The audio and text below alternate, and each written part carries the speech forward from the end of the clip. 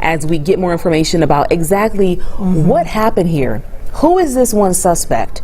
Who are the victims? Who are their families? And even the people that will, continue to battle their injuries for the duration of this period here. So this has just been such a tough situation for us to walk through with you here live, as we navigate this. And so the good news here is that there is also a level 1 trauma center there in Gainesville, but Savannah Levens, and shout out to our team who some of them are not even on the clock, and they're just trying to help us get all this information. So we know Grady and then Northeast Georgia Medical Center, both level 1 trauma centers. Those are going to be your closest to this scene, but still, they're both about an hour away from this school. Which explains why a medical helicopter is critical in a situation like this. And we saw that in real time. We saw someone on a stretcher being put into the helicopter. We saw that helicopter taking off from that center flagpole at the high school. And that is the fastest way to get them to the best care, but the best care is an hour from the high school, which is why the helicopter gets them there fastest so that they can get the best care as quickly as they possibly can. Again, that being one of the 4 injured we can confirm in this shooting at Apalachee High School. Yeah, we see the students here still on the football field area. This is going to be a mass effort is the best way that I can sort of categorize it, given the scenario of how many students we have here at this school, just the effort to get them to their families, the traffic situation that's outside of the school as all of those cars are lined up. So this is going to be unfolding for quite some time here, and that's why we are sticking here with you, because as soon as that information comes in, we'll get it to you. So Savannah Levens is looking at sort of the proximity of where these hospitals and level 1 trauma centers are. As we now know, 2 people are dead and 4 are injured. So from the high school to Northeast Georgia Medical Center is about 31 miles, 45 miles to Grady Memorial. So kind of similar in proximity. Grady Memorial certainly known around the region for its level 1 care, but 2 level 1 hospitals within similar proximity to the high school. Again, we know 4 injured, and we've just had the confirmation of 1 at Grady, so we don't know for certain where those other 3 injured have been taken, if all 3 are indeed in the hospital as we speak. And still waiting to know the extent of those injuries. The Sheriff's Department released that information from Barrow County saying, we don't know how many people or the extent of the injuries. The confirmation of the numbers, that's coming from NBC News, of the 2 dead and the 4 injured. So the Sheriff's Department still hasn't sent out any further information about what's the extent of all of this. But again, we can report 1 suspect is in custody here. At this point, the only confirmation we have gotten from the Barrow County Sheriff's Office was that initial release. And if you're just joining it, let me read it with you again. This is the one piece of confirmed information that is coming directly from the Sheriff's Office. Reading approximately 10:23 a.m., officers from multiple law enforcement agencies and fire personnel dispatched to the high school in reference to a reported active shooting. At the time of the release, the suspect is in custody. Casualties, plural, have been reported. However, details on the number and their conditions not available. Since then, NBC News has reported 4 injured and 2 people have died. The Sheriff's Office saying it's an ongoing situation. Updates will be released. And again, we've heard from the governor and the FBI that federal law enforcement on scene here helping with the massive response that we see here live from our helicopter and our ground crew, Molly Oak, all live on the scene. This is that on-ground perspective. You just see the massive number of cars, all the students, all the faculty and staff that are there at the school, fire trucks and ambulances in the distance.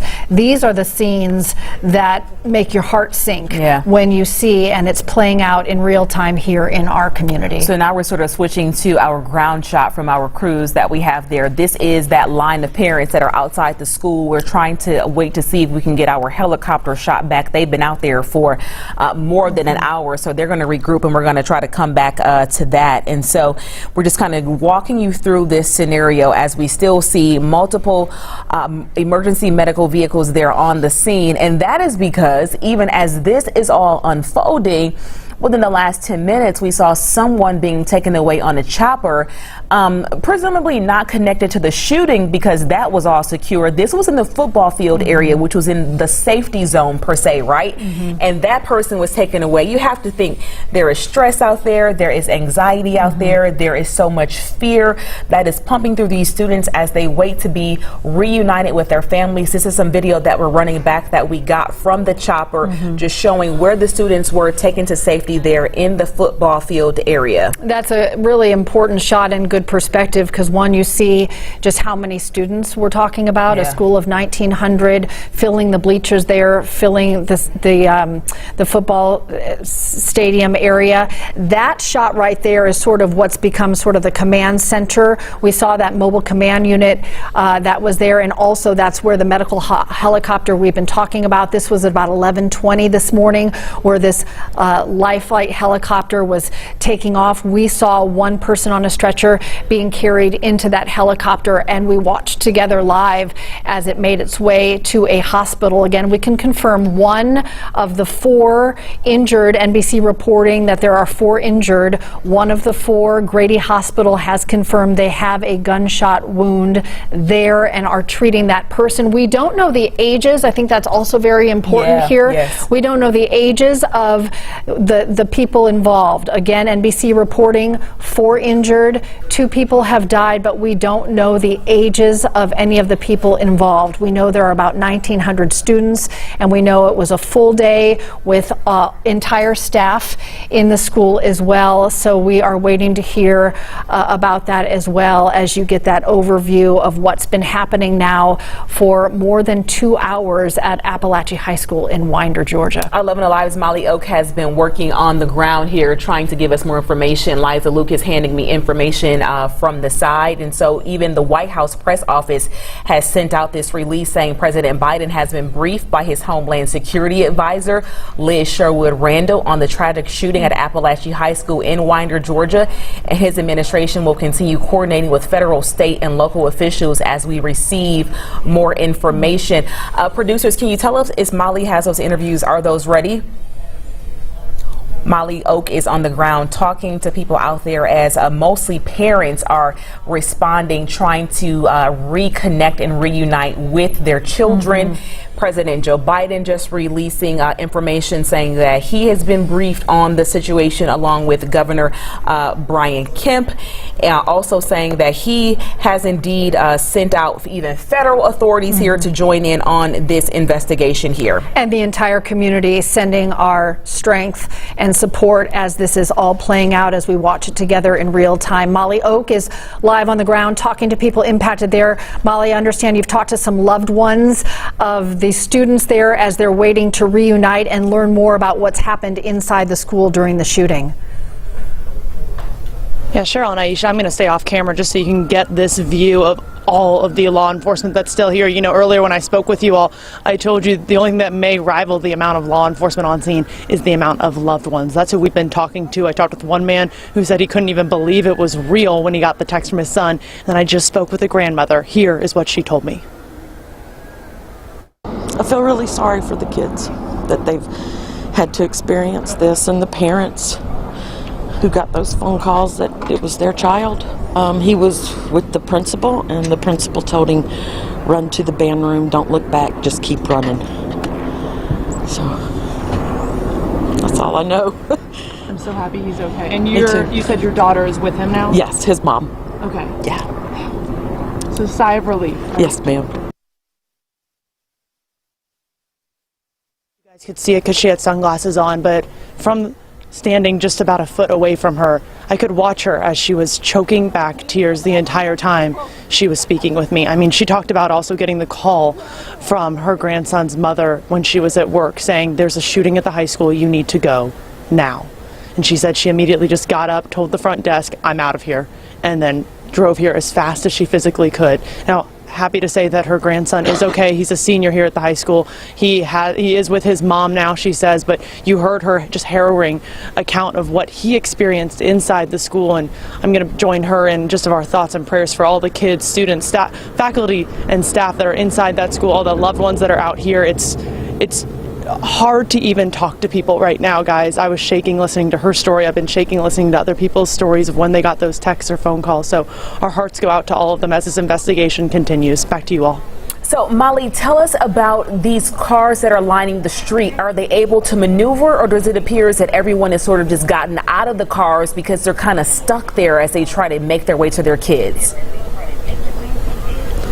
This place is on the strictest form of lockdown that I have seen in a long time, guys. I mean, when you park your car, you are parking your car and getting out. And that's what a lot of these parents that I talked with as they're making their way through, they're just trying to get as close as physically possible to the school.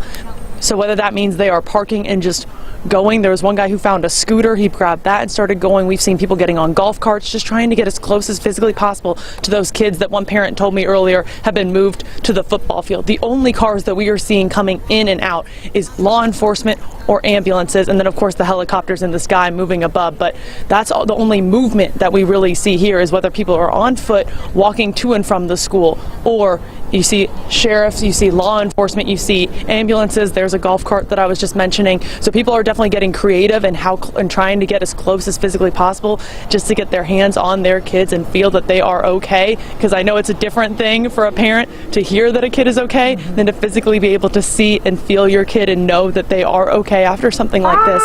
So that's what these parents are trying to do. They are just trying to lay some eyes and hands on their kids to know that everyone is okay. As we see another ambulance cruise on by out here. Again, remember the GBI confirming to us that this is not just a local investigation at this point. This is local, state, and federal, and that's why you're seeing this mass amount of response here at the high school today, guys. Yeah, Molly, I have to say, when you see an ambulance go by with lights on, it gives you pause. Yeah, for sure. Again, from NBC, we're reporting 4 injured and 2 have died. But Aisha brought up a good point. Just the trauma of the experience is something that may be affecting kids. So certainly, I know you're talking to people on the ground. Let us know if you hear any more information about that ongoing response to help students and staff there on the ground, and this visual of parents just walking down the street. They're just leaving their cars, walking down the street. Molly, you're exactly right. It's one thing to hear that your loved one's okay. It's another to see them. And as people know, there are injured and 2 who have passed away. There are people who are scared and are not going to feel okay until they see someone standing in front of them. And so again, we know Grady Memorial Level 1 Trauma Center in Atlanta, about an hour away from the school, they've reported receiving one of those victims. Let's get to 11 Alive's Erica Murphy there live from Grady Hospital, telling us what she is seeing there. Erica, what can you tell us? Well, we know that we have had some shots fired at Apalachee High School in Winder this morning, and we know that several people were shot. And what we also know today is that Grady Memorial officials are confirming that at least one of the victims from that high school shooting has been brought here to Grady Memorial by medevac. Now, the suspect is in custody. We are learning that according to the sheriff's office in Barrow County. The details about exactly what happened here are still rolling in, but we do know that both the FBI are on the scene, GBI is on the scene, and Governor Kemp is sending all resources to help out with the situation. Now, we are continuing to check in with authorities so we can learn more about exactly how many victims there are, how many fatalities, how many injured. Of course, once we get those details, we will share them with you. Reporting from Grady Memorial Hospital, Erica Murphy, 11 Alive News. Erica, thank you so much. We want to share a new information that we've just gotten from the mayor of Atlanta, Andre Dickens, who writes, I'm reading here with you as I'm going to read this together. Let me just find it here on the screen. My prayers are with the high school students, staff, and families affected by the senseless act of violence in Winder, Georgia. I have been in contact with the chief and the Atlanta Police Department. They've been working with the Atlanta Public Schools Police Department to bolster patrols around our schools for the rest of the day out of abundance of caution. APD has also been on standby in case law enforcement agencies need assistance with this incident. May God comfort the victims and their loved ones in the difficult days ahead. Again, that's coming just moments ago from Mayor Andre Dickens in the city of Atlanta. And although we know that one suspect is in custody, it's interesting to hear that the mayor's initial response was to talk to APD and sort of bolster patrols around the schools here, because what sort of happens is the information spreads, right? And you don't want that fear and anxiety going throughout the district, throughout Metro Atlanta, to these students as they know something has happened somewhere else. So just giving that sense of peace and calm to the students as they go about the rest of their school day. It's sort of hard to know that something like this has happened to your peers, whether you know them or not. You know what I mean? It just sort of gives that feeling of, if we see a heavier police presence around, we know that, you know, people are aware and people are efforting to keep us safe. Think about it. You're a child. Even though we're talking about a high school, kids have encountered one of the biggest tragedies they will probably ever encounter in their lifetime. We don't know what they heard, what they saw during this incident. The grandmother that Molly spoke to said her grandson, a senior there at Apalachee High School, was with the principal who said, run, don't turn back, run to the band room. Can you imagine just what's going to be going through his mind, if, you know, for months and years to come, just of this moment here? Think about all of the students there that we see years later from school shootings that happened so many years ago. They may have been in elementary school. It is burned in their minds what happened that day. I'm still in touch with a number of parents and students who are at Columbine High School, and this was a defining moment in their lives. And I think it's important for the community to come together in a lot of ways in a moment like this, and to show our support for people impacted, and our understanding that this will be a moment that has great repercussions for everybody inside the school and beyond, because of just the anxiety and how it gives you pause for what students and staff face every day as they go into school, just to learn, and parents, I know that these are thoughts that you think about, and you know that the protocols are in place, and you know what can happen, but you still don't expect that phone call or text to come through, and it came through today for every parent of a student at Apalachee High School, 1,900 students at this school. And I can't help but think, Cheryl, we are just a few weeks into the new school year, you know, and so this is going to be something that they have to live with and navigate throughout the rest of this school year.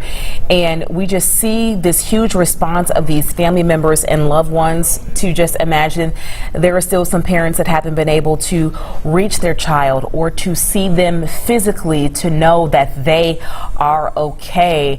And when you roll up and just, like Molly said, the only thing that's equal to the amount of law enforcement and emergency personnel is the amount of cars of parents lined up trying to get to their child. And so there are some heavy pounding hearts right now. Even we are up here bringing this story. I'm keeping you guys updated on social media. We're keeping you updated on air. We are all experiencing this together, getting this information from Winder, Georgia, as it comes in. It is 12:50 right now. That call came in from Apalachee High School at 10:23 this morning. So we are well over 2 hours into this incident. And just in the last 30 minutes, we saw another stretcher being taken away from someone dealing with a medical emergency after this school was secure, because that one suspect is in custody. So even with that knowledge, there is still fear pumping through these students and these faculty members who just witnessed this. And the waiting now for 2 hours to leave the school grounds, to get information, to be reunited, for whether you're a student or maybe a loved one or spouse, or you have a parent who teaches at the school. Thinking about the entire staff today. And again, we want to reiterate, while NBC is reporting 4 injured and 2 dead, we don't know the ages of anybody involved. We know 1 gunshot patient was taken to Grady, a level 1 trauma center. No information yet on where the other 3 injured, according to NBC, are. Waiting to hear more from the Sheriff's Department. It stood out to Aisha and I both initially when the Sheriff's Department sent out its first official piece of information that the word was casualties, plural. And I think both of us took a deep breath when we saw that, knowing that this was going to have a wide impact in a lot of ways. Parents still walking down the road to the high school. You see this vantage point is quite a distance from the school. There's no driving in there for some parents. They're just going to get out of the car and walk to go find their loved ones. Again, a coordinated effort from the FBI, state, and local police at this point, as the governor was quick to share that information more than an hour ago, talking about state resources responding to the incident. And the governor said all Georgians, asking all of us to pray for the safety of those in our classrooms in Barrow County and across the state. We understand that this is something every student, every parent, every teacher watches and will change the way they get up and head to school tomorrow. And there are also just so many questions still out there, right? So we know that we have the 2 dead and the 4 injured, with one of those injured people being at Grady, but we don't know the extent of those injuries. Right. And so that's sort of a major question mark here in this story as well, just how severe those injuries are for the people who have been injured here during this shooting. We are well over 2 hours into this tragedy here at Apalachee High School, and we're still just getting this new, fresh information as it comes in. But the main priority right now, beyond the medical perspective, is reuniting all of those students, a school of 1,900, with their loved ones. And Molly Oak is on the ground, along with Doug Richards as well. We're sure Doug is out there gathering information and talking to families on the ground. Just really how tough it is to get inside of there with this school being still on this lockdown here at this property. And this video that we're seeing right now, that was a little bit earlier when we saw multiple emergency vehicles speeding away from the high school.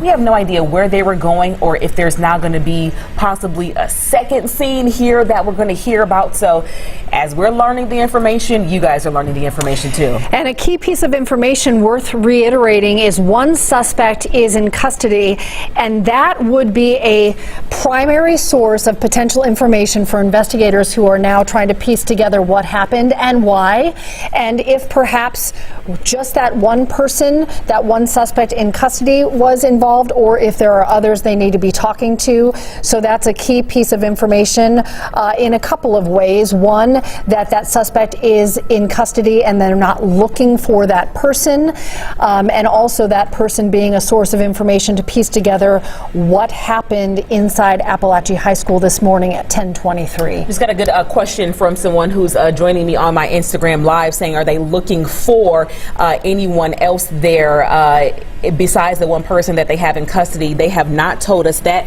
Cheryl, check your phone. We just got a text message from Liza Lucas. We are hearing from the superintendent, Richard Woods, on this shooting here.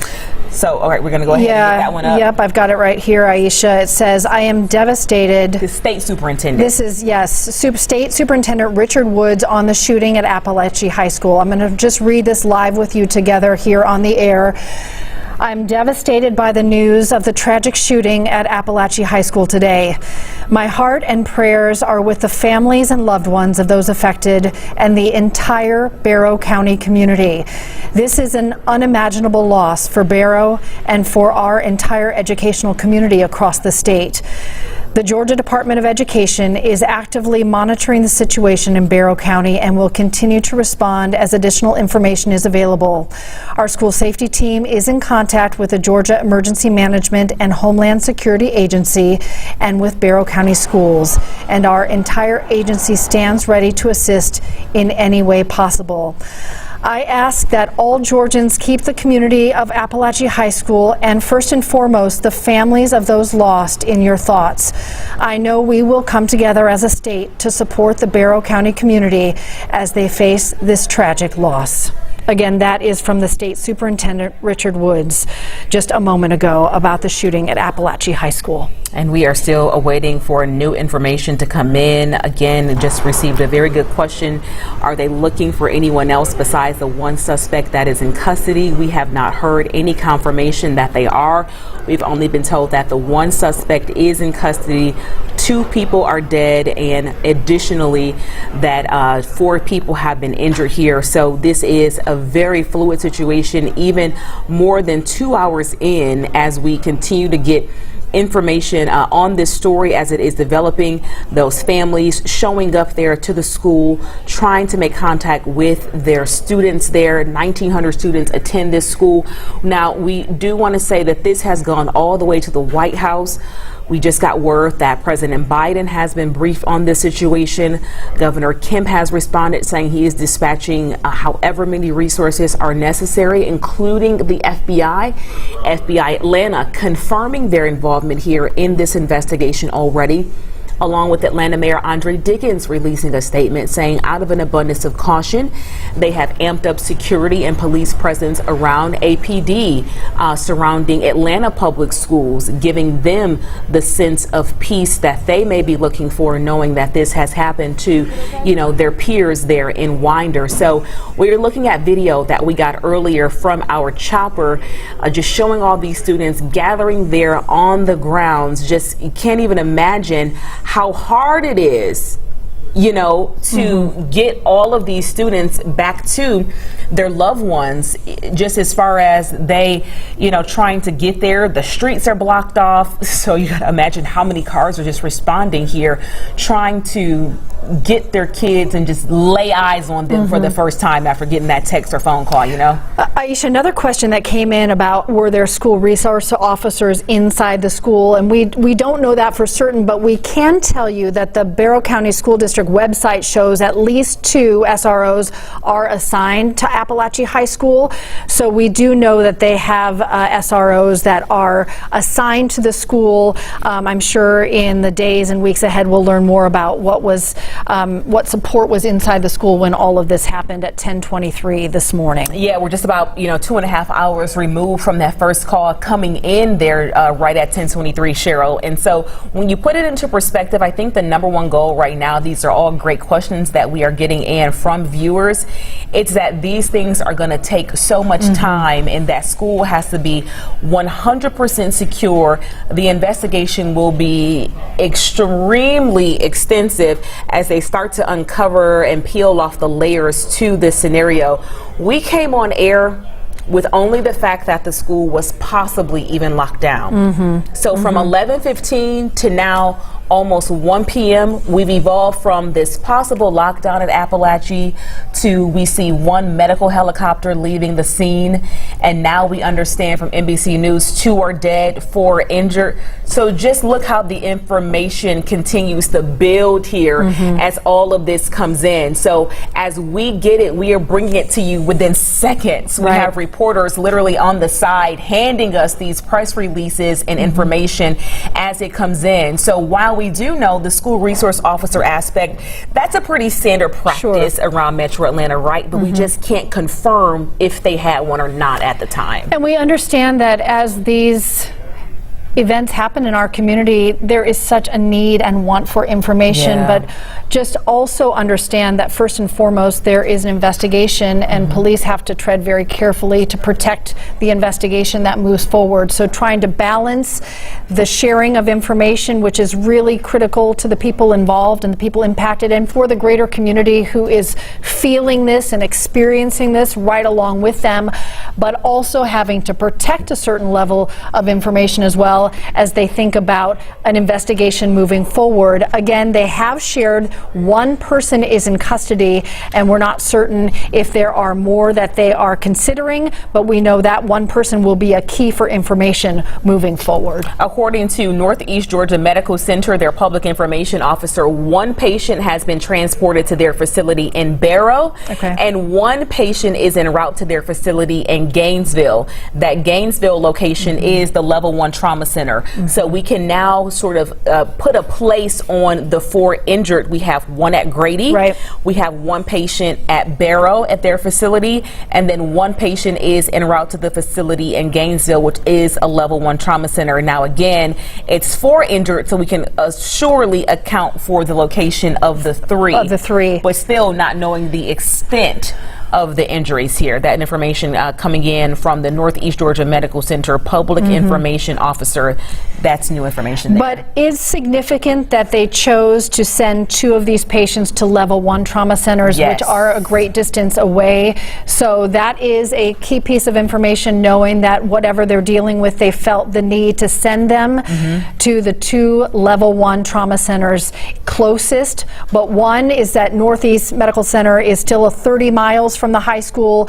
Grady is 40 miles from the high school. But again, if you're just joining us, we did see the medical helicopters on scene. They are the ones that would transport to those level 1 facilities so they can get the patients to the help as fast as possible. And we do want to just let you guys know that this situation has gone all the way up to the White House, all the way up to the FBI. And so while we don't have any word on a suspect, it is important to know that we have one suspect in custody, but no details on who this person is, age, or anything of any of the people that have been injured here in this scenario. And so there are still so many questions out there, but we can say that the threat here appears to be over based on the body language. We see another mother there getting their child from the school. People have had to park those cars and just get out and walk. They're calling their kids, where can you meet me? Where can we go? We see a student there with his shirt over his face, not knowing what that young man has experienced, but glad to see him with a loved one there. I mean, this is just absolutely gut-wrenching and just so hard to know. I'm a mom. I'm gonna call them babies. What these babies have experienced and what they witnessed, just seeing your loved one for the first time. The grandmother that Molly spoke to, she was the grandma showing up. The son was already with the mom, but the whole village is showing up to show support to these kids and thinking about the ones who don't have anyone to come and get them either. You read my mind. Yeah. That's it. When I saw that young man, you know, walking across the field with presumably his mom, it's the first thing I thought of. You know, we are bringing you this information as journalists, but we are bringing you this information as parents and members of this community. And I know everyone watching is feeling it today, and it does make an impact. And so we just want to acknowledge that this is difficult for the state and even people beyond the state watching, and really thinking about those of you who know someone there, and just feeling that for you together, and thinking about these kids, these high school freshmen, sophomore, juniors, and seniors who should be thinking about, you know, getting ready for a high school football game this weekend or taking a test, and you know, instead they're finding out more about what happened inside their school and the loss of people that they know and care about, and people in the hospital right now who are getting help, and we hope will have full recoveries. And then just the greater impact of experiencing this, whether you're physically harmed or not, there is a toll that it takes on everybody involved. We continue to hear more and more from our lawmakers and our legislators and our state and federal leaders. It is worth reiterating that FBI is there on the scene. They are helping coordinate. Because as you see this picture right here, you're seeing law enforcement vehicles from, you know, a 50-mile radius. It's like all hands on deck. Everybody comes in this moment, and it is a coordinated effort to get all of that in motion in a way that is effective and protects the investigation and cares for the community moving forward. And unfortunately, a lot of those law enforcement protocols and procedures are in place because of school shootings that have happened in the years past, where that wasn't the case and there was confusion in these times. And so those procedures put into place, unfortunately, you hope they never have to be used, but when they are, hopefully they are effective to make a terrible situation just a little less chaotic for everybody involved. There was just such a eagerness and a hustle of these people as they respond here to this school. They've parked the car, they've gotten out, and they are trying to get to their children. But just think about it. There are 2 families here in this case that are not going to get the call from the loved one that they're waiting for. 2 people are dead here. 4 others are injured. We have accounted for the locations of at least 3 of the people who have been injured so far. One has been taken to Grady, one has been taken to Northeast Medical Center in Gainesville, the level 1 trauma center. Another one has been taken to the location in Barrow. And that sort of speaks to the level of injuries, especially for the 2 who have gone there actually to get to the level 1 trauma centers in Grady there and in Gainesville, both about an hour away from the school. We can say that we saw 2 medical helicopters that arrived there on the scene in response here to this situation. Producers, I want to see if you guys have our former law enforcement officer ready on Zoom. Is that ready? Can we confirm that? That's one area that we cannot speak to. We want to sort of get in the mind of law enforcement to say what sort of the response here, what are they doing? We have Thaddeus Johnson right now, who is a criminology professor at Georgia State University and a former law enforcement officer out of Memphis, Tennessee. Mr. Johnson, thank you so much for being with us. What can you sort of add to what we are seeing here as it relates to how law enforcement is trained to respond to these sort of incidents?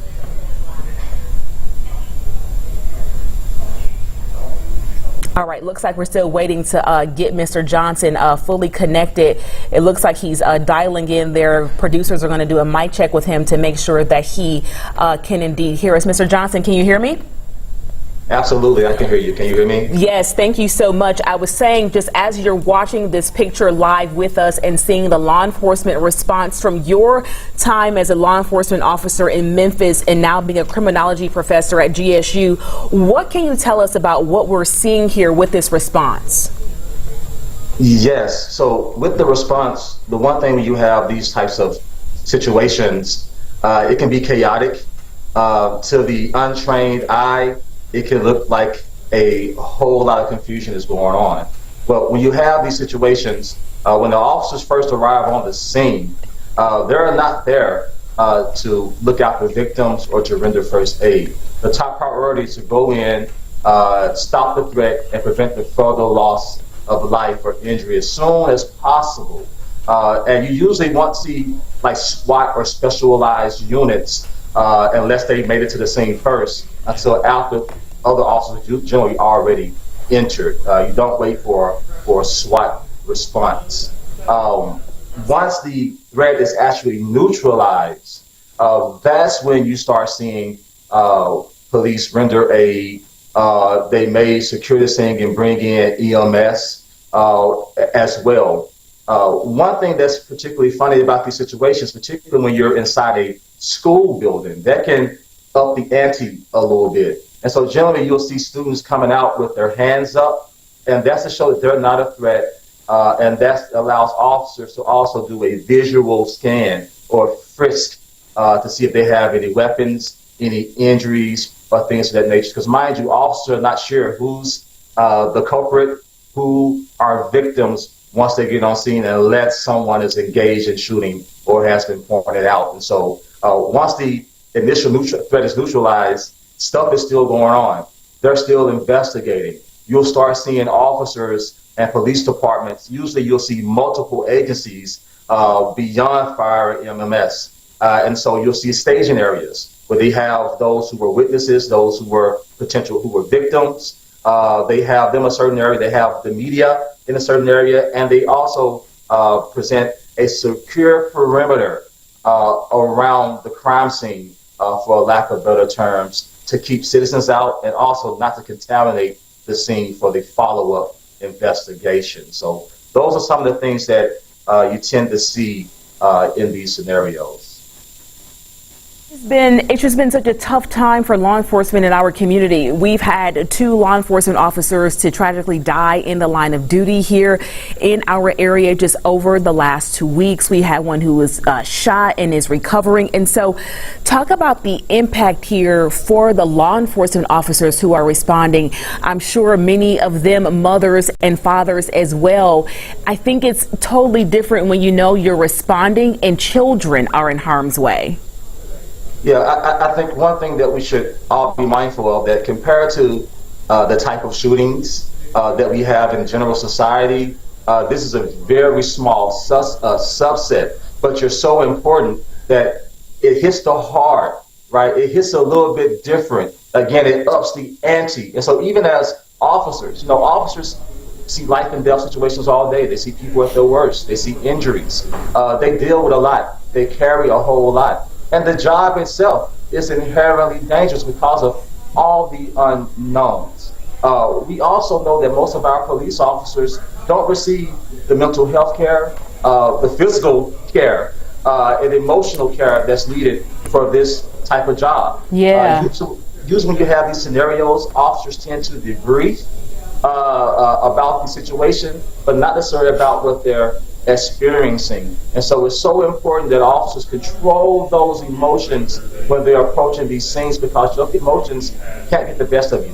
You have to be tactically sound. You have to prevent yourself from having auditory exclusion, visual, tunnel vision, because lives are at stake, and not only of the kids and the students and the staff and faculty, but also your fellow officers. You want to make sure that everyone gets out safely. So law enforcement can be a heavy job, and these types of situations are things that officers will carry them probably for the rest of their lives. Mr. Thaddeus Johnson, thank you so much for joining us and just sort of allowing us to tap into the mind of law enforcement here in this scenario. We will check back in with you soon. Now let's get to a press conference happening now from authorities. Office. We're standing on the campus of Apalachee High School here at Bexar County Schools. First and foremost, I want to lift up our community. I want to give our sympathies to our community, our school system, our kids, our parents that had to witness this today. Obviously, what you see behind us is an evil thing today. At about 9:30 this morning, we received the first call that there was an active shooter on this campus. We're not releasing any information as far as injuries, but we have multiple injuries. This is a very, very fluid investigation. It's very early. And I have asked the assistance of the GBI and the agencies here behind me today, and there are multiple agencies that responded this morning to help us and help the sheriff's office. We do have a suspect in custody, and we are asking for your patience as the media to please let us get the facts that we need to make sure we get this right. Again, I've asked the GBI to help us, the sheriff's office, to help us along with this. I know this is not what you want to hear, but I'm not going to answer questions after this is over with. But I wanted to give you the respect and our community the respect to let them know what was going on initially. We're in the process of reunifying our students with their parents. Obviously that's chaotic, but we want to be respectful of them and their privacy as well. I want to thank the state, the federal agencies, the local agencies that showed up today. As you can see, the multiple EMS and fire from other agencies that responded today. Again, I ask that you lift up Bexar County Schools, lift up Apalachee, lift up our agencies. This is going to take multiple days for us to get answers as to what happened and why this happened. But I wanted to give you a statement. It is our hope, in conjunction with these people behind us, that we can give you another statement around 4 o'clock, because I know you have to go back on the air. That is my hope. But I wanted to be fluid with you all, understanding that it's fluid as well with this investigation. I appreciate you being patient with us. Again, it's very active and is ever developing. Every minute it's developing on what we're finding. So we're going to have releases from other schools. Again, we ask that you be patient with us. Please be patient with us. And hopefully I can give you more information, or more better information, if you will, this afternoon. Thank you all for coming out here. We'll be back shortly, okay? Sheriff, it's been widely reported that people are dead. Is that true? I'm not releasing any information. We have multiple injuries. Can you say if the person in custody is an adult or a juvenile? I'm not releasing any information. Guys, I'm not going to answer any more questions this time, okay? Thank you. Thank you. All right, there you have it, a press conference there from the Barrow County Sheriff giving us very limited information, just really stretching that this is a fluid situation and that this is very active and ongoing. He only reported that there were an active shooter call that came in around 9:30 this morning. Now, the banner that you see on your screen with the 2 dead and 4 injured, that is coming from NBC News. They will not even answer questions about the number of people, but he did confirm that there is one suspect in custody. At the end, you heard 11 Alive's Doug Richards go ahead and try to get that question to see if the person address, hopefully answer more questions for you, okay? Or be in a position to give you more answers. We'll just have to see how things go. We just realized this was happening. Tell us how many people, what you know about that. We're not in any kind of position. The sheriff's made his comments. We'll leave it at that. By 4 o'clock, we hope to have a better picture, a bigger, so you can better comprehend what's going on. Okay, we really appreciate it. Thank you. Thank you. The goal now just to get all of those children reunited there with their families, and they do hope to give us another update around 4 p.m. as more information comes in and they feel more comfortable putting that information out there. Yeah, and you can understand why they really want to make sure that they get the right information out and really make sure, as he said, that the priority remains getting these parents reunited with their children, getting some of these schools that are on lockdown, including an elementary and middle school in the area, getting them really back where they need to be in terms of safety and those parents as well. We also want to mention that he did stress that this is still a fluid and active situation. You can still see in that area a large number of police officers, as he mentioned, from both the GBI, FBI, and a number of local agencies there, still looking for answers as to what happened. We do not know those details as to exactly what happened, why it happened, but we do know when it happened. It happened around 9:30 this morning. We heard that's when the first calls came into police about an active shooter. Again, a lot of questions in terms of perhaps a motive behind this, or who was injured, or who this suspect is. Again, we don't know if this was a student at the school. We don't know if it was an adult. All we know that suspect is now in custody. And so right before we went to that press conference, we got an update there from the Winder Police Department. This is pretty important here. If you think about going to this area, you have a loved one in the community. They say that they're working this scene here with the presence there, of course, very heavy. We talk about the high school and the middle school along with Winder Elementary. So all the schools within the county are currently on lockdown with the officers on hand to keep those scenes contained. They're going to communicate as soon as parents in the other schools can be paired with their children. We know the students from Apalachee High School, they have been given the clear to reunite with their families, but you got to consider the entire district is on lockdown. We're not even close to school release, and so they're trying to figure out the best situation to get the other schools off lockdown and reuniting with parents because of the traffic situation. All of these cars there. This says, please stay clear, keep all the roadways open by not blocking entrances and roadways and school lanes with your cars. Everything is contained at this time. They're working with the staff to communicate all the next steps for the release as soon as possible. Again, they want you to stay out of those emergency lanes and keep the entrances and exits clear so that law enforcement can come and go as this investigation keeps going. So all the other schools are safe right now, Jonathan. Yeah, and of course, being a parent as well, that's so hard when you hear something has happened at your child's school or even in the district. Immediately you want to go, you want to be there. But again, their concern is that if everyone shows up to the middle school, the elementary school, and of course the high school all at once, that is going to impede what they're trying to do, which is to make sure they can continue their investigation. So again, if you are a parent, the key word there is that everything has been contained. They believe that everything is safe. This suspect is now in custody and there is no immediate threat to that area. But understandably, parents still want to be there and reunite. And as he said in that news conference, that is one of their goals and their priorities right now. I'm on social media right now on Instagram Live. We're seeing people comment from Riverdale. We're seeing someone saying Phoenix, Arizona is carrying 11 Alive right now as we are given this information. So there is outpouring of support and love coming from everywhere. But just just in case, let's go ahead and set up sort of the boundaries and where we are. A lot of people think Georgia, you automatically think Atlanta. No, this is happening about 45 minutes northeast of the city. And so producers have sort of put together a map for you so that we can give you perspective on where all of this is happening. Even in regards to the trauma centers where 2 of those patients were taken, you see Apalachee High School there in Barrow, and then you see Atlanta.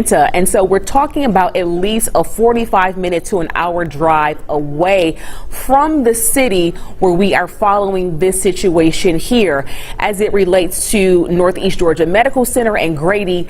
Unfortunately, both of those locations were about an hour in the opposite direction to get those injured people to those level 1 trauma centers. One person brought to Atlanta to Grady, another person stayed there in the county and went to that one in Gainesville, and then one other person was able to go to the smaller hospital in Barrow. We have not gotten word on where the 4th injured person has gone. Again, these numbers coming from NBC News, 2 dead and 4 injured there in the shooting. And Aisha, we have a number of reporters, of course, there near the high school and at the hospital. We want to get right out now live to 11 Alive's Molly Oak. Molly, what can you tell us? What's the update?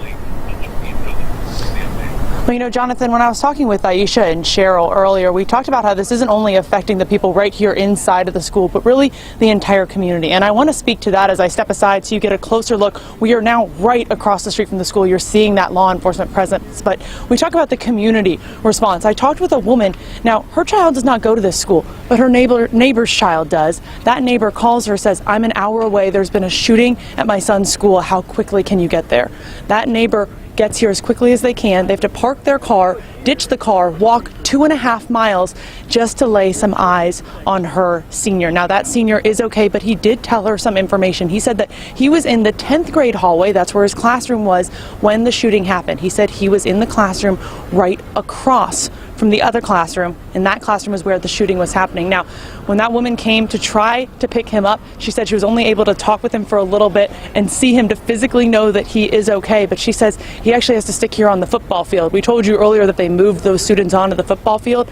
Now, she's telling me any students who saw or heard anything are now getting interviewed by the GBI, which could take hours. So she said she was heading out when we spoke with her. Again, just lots of hugs and compassion coming from the community, knowing that the kid was okay. But she said the mom's about 5 minutes away to come and just wait on him to be done. But again, GBI, we're being told, is interviewing students on the football field who may have heard or seen anything. Also talking to a parent and a grandmother just now who are actually trying to pick up their 8-year-old who goes to a school down the street. She says they are also on lockdown, so she's not even sure if she'll be able to get to her baby. But she says, again, that sentiment of not just hearing that your child is okay, but physically being able to see them, to touch them and hold them. That is really what the feeling of emotion is out here right now, Aisha and Jonathan. But again, we cannot express just the mass amount of law enforcement. And again, it's not just here in the county. GBI telling us earlier, it is local, state, federal. We are seeing police and sheriffs from all over. I mean, just across from me, I see Henry County Sheriff. I see City of Monroe Police, excuse me. I see Walton County Fire Rescue. So this is a state investigation. GSP passing through as well as GBI continues this investigation. We did get that small update a little bit ago from that press conference, hoping to hear more from the sheriff's office here as well. But for now, we're going to toss it back to you. But again, just a lot of law enforcement and a lot of parents here on scene just wanting to give their kids a hug and know that they're okay. Yeah, and you can understand that. Molly Oak live for us. Thank you so much. One of the things that stood out that Molly said is that some of these students, we got to remember, they witnessed this. They were in the classroom. That student that Molly spoke to, or at least the guardian said that they heard the gunfire from the 10th grade hallway. Yeah. They could see people panicking. So for some of these students, they saw this, they heard this firsthand. Just such a tragedy here. In a video a few minutes ago, Jonathan, we saw one of the students walking away, just sort of holding his face, t-shirt over his face as he was walking away with the loved one that he was finally reunited with. He just looked just beside himself, just kind of considering what they witnessed, what they heard, and just, you know, for years to come, just thinking about this day. 11 Alive's Doug Richards standing by there on the ground. Doug, you were at that press conference there with the sheriff. I heard your question there at the end, trying to see if this suspect was a student or an adult. They're pretty tight-lipped, but understandably so here with just how evolving this situation is. But what can you tell us right now? Truthfully, not a lot more than what you heard at the press conference, except to say that we're standing on the grounds of a high school that is obviously in a very unusual condition. There are hundreds of people on foot between here and the mile and a half or so we walked to get here, going back and forth. Folks who were coming on foot to investigate the status of their students in the school. One lady who said that she came here actually saw the student but was unable to leave the student, leave with the student because the GBI was poised to investigate that student, and so as a result was unable to leave, but at least had gotten the assurance that the child was okay. And there's a lot of that, it appears, going on here where adults are showing up, getting an assurance that their child was not among those harmed or among those folks who may be still in any kind of danger, and the indication is that the danger is past. Nonetheless, obviously there are scores, if not hundreds, of law enforcement folks here who are making sure that that's the case, assisting in the ongoing investigation, and trying to wrap this thing up. They sounded pretty confident that there was going to be able to be a release of further information at 4 o'clock, which is 2.5 hours from now. So they seem confident that a lot of the investigative details that they need to have, that they can release, will be wrapped up in that relatively short period of time. In law enforcement clocks, not, some of us may be impatient, but obviously, as you said, they want to get it right, and they want to make sure that they don't want to have to backtrack on any information that is released initially, just because it can turn into a bad look both in court as well as in the public sphere. So that's where we are now at the high school, where we are still seeing parents and still seeing lots of law enforcement, and have had an assurance that the investigation is in a place where it's advancing as it should do. Back to you. All right, Doug Richards there. Thank you so much. Looking forward to that press conference there at 4 o'clock if they're able to give us information. Let's sort of reset. I got 11 Alive's Jonathan Martin in with me now. Jennifer Bellamy standing by to tap out to go into our afternoon shift. You're looking at video from earlier from the 11 Alive Sky Tracker that was over the scene very early on here as law enforcement officers got 1,900 kids enrolled at Apalachee High School to safety out of the building there to the football field. That was the safety location as they worked to secure the perimeter and to secure the building, as you saw those crews responding there. What we know is this call came in around 9:30. That was the latest time that we got from the sheriff. Initially, we were told 10:23 that first call came in. Regardless, it was early in the day as students were even before the lunch hour. Calls of shots fired from Apalachee High School. They got to the scene and discovered the shooting had indeed taken place.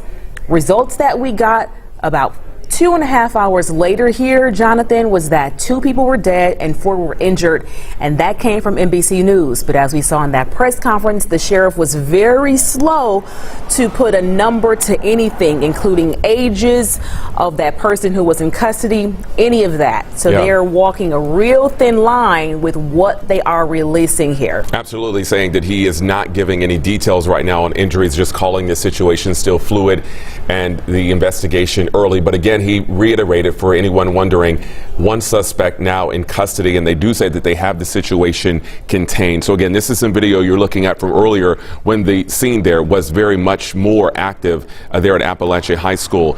Really, the priority now, as we heard from law enforcement, is to make sure that parents, as many as they can be reunited with their students. You can understand that this is such a emergent shocking situation for a lot of parents. They just want to be there, perhaps to just see their kids in person, hug them. But Obviously, there's a concern with getting parents connected in terms of traffic. They have encouraged parents from the middle school and elementary school not to block the roadways.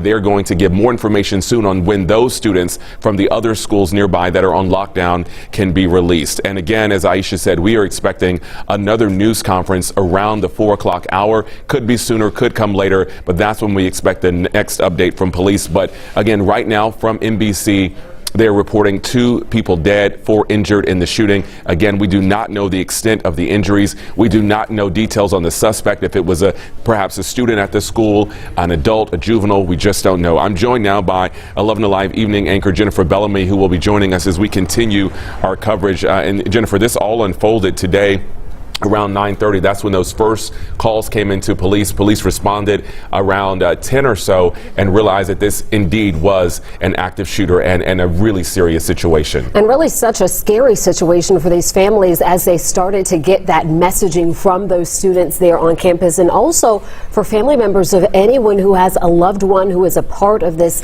Apalachee High School family, whether they're a teacher or working there on the staff in some other capacity. So this is the information, the call, the text messages that nobody ever wants to hear. But again, that is unfolding right now out of Barrow County. Right now, you are looking at images from our 11 Alive Sky Tracker that we have been getting for you throughout the morning as the situation has unfolded. And we're continuing to work all of our sources to get you more information. Again, we know from NBC News reporting right now, 2 dead, 4 injured in a shooting there at Apalachee High School in Barrow County. And a large police presence, Jennifer, there, of course, as you might expect. We have seen agencies, including the GBI, members of the FBI, multiple local agencies, and some from Atlanta there in this county as a part of this investigation. And as we heard from law enforcement during the update just about 20 minutes ago, they are still very much in the early stages of figuring out what happened. One of the things they're doing right now is interviewing some of those students. As we heard from our Molly Oak, who was there, she spoke with the guardian of one of those students who said that he heard the gunfire in the 10th grade hallway. Some students perhaps witnessed this by hearing it or seeing it firsthand. So they're interviewing a lot of those students while other students have been reunited with their parents and are allowed to leave for the day. And you talked about how early this is in this investigation. So early, in fact, that the sheriff did not want to give many details at this hour when he addressed the media about this situation. He did say that he hoped to come back at about 4 o'clock. So in just a couple hours from now, we hope that we will hear from the sheriff and get more information about what is going on. We understand from the Barrow County Sheriff's Office that 1 suspect is in custody. It's not clear right now if there's anybody else or how else this investigation is unfolding. Oftentimes in these situations, law enforcement will go visit the home of a suspect and they'll look in other aspects of that life with their family as well. And so we will be following this investigation for you over the next couple of days and weeks and months, even as law enforcement continue to piece together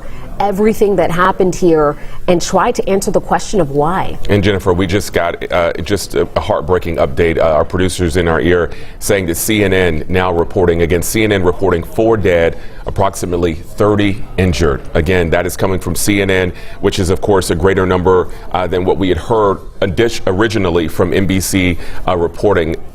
Just heartbreaking when you see that, knowing how many people, how many families affected by what happened there today. We did know that the sheriff was very tight-lipped, very slow to really give any numbers. He knew that there was various reporting out there, and perhaps this is why, because they knew that this perhaps was much worse than anyone originally thought. Yeah, and again, this is an unfolding situation. When you talk about people who are injured in a situation like this, you just don't know what injured means. It could mean something very minor, and it could be something extremely serious. And we are talking about at least 1 person we know being transported all the way out from Barrow County to Grady Memorial Hospital here in the city of Atlanta. When you hear about something like that, you know that it's very serious for them to be transported such a distance for medical treatment and attention. And so again, we are hoping that these numbers do not continue to shift anymore with this new information. CNN reporting 4 dead, about 30 injured so far. And you just think about how many people, how many families impacted by this, so many students there, some 1,900 students who attend this high school. If you're unfamiliar with this area, this is about, I believe, about 45 miles, 45 minutes or so outside of the Atlanta area, but still affecting so many people in that community and beyond. We know Atlanta Mayor Andre Dickens has been informed. He has really reinforced security at some of Atlanta public schools, just because, again, when things like this happen, it really affects our whole community and beyond. We know Governor Brian Kemp has also pledged any resources, pushed all resources necessary to that area, and this even making it all the way to the White House with the president being briefed on what's happened as well. And you talk about this situation and the ripple effect. We know that there will be a major impact to this community, but it does have a ripple for all of the students across Georgia and across the nation. You mentioned the president being briefed on the situation. It does have that ripple effect, and I'm sure there are other school districts across Metro Atlanta that are also increasing their security as the school day is coming closer to an end for so many other students across Metro Atlanta. Right now, these are images that you're seeing we took from our 11 Live Sky Tracker and the ground from earlier in the day, and we know that those students were taken out to safety to that football field. That's what you were seeing just a short time ago on your screens, and we understand that that was a location that was deemed safe for those students. And again, we understand that they are working on reuniting parents and guardians with their students at this point. But again, that is going to be a lengthy and difficult process for them to undertake to make sure that these parents and students are reunited and that these students are able to make it home safely. Yeah, and I think when a lot of people were watching this unfold, you saw just the number of ambulances there on the grounds of the school. You saw some of the helicopters taking at least a couple people away by life flight, and you had the feeling that this may be worse than, again, we first thought. Again, CNN right now reporting 4 dead, approximately 30 injured. We don't know the extent of those injuries, but again, unfortunately, this is turning out to be a lot more serious of a situation than we thought. Right now, again, some of those schools are on lockdown. You can see our Molly Oak in this picture. She is there among our reporters, along with Doug Richards and others, who are gathering information and talking to parents and students and law enforcement as much as we can at this point. And unfortunately, we talk now about students having to practice for situations like this at school. It used to be a time when you practiced for hurricanes and you practiced for tornadoes, but practicing for a mass shooting or an intruder on campus is something that is a reality for our students, unfortunately, nowadays, and this is actually unfolding for them, and this is something that will unfortunately change their lives for as long as they live. And this is something that we are unfortunately having to deal with. So many times we do hear about different incidents and situations happening on our school campuses, and fortunately, for the most part, some of them do not amount to what we are seeing happen today. But again, this newest information, this reporting from CNN now saying 4 dead, approximately 30 injured. Those numbers have increased from NBC's reporting earlier this afternoon that 2 were dead and 4 injured. That's right, and just heartbreaking when you think about the number of people impacted by what's happened today. You're taking a live look near the area where you can see just a number of people now leaving the school, heartbroken, leaving the school without answers. Some of them not knowing if their friends, their loved ones, their classmates were impacted by this. Yeah, we're going to go live now to our Molly Oak, who is out there on the ground. She's been out there for some time speaking with family members. And Molly, this is really just a difficult situation for anyone showing up there with their heart in their throat, wondering what is going on and why.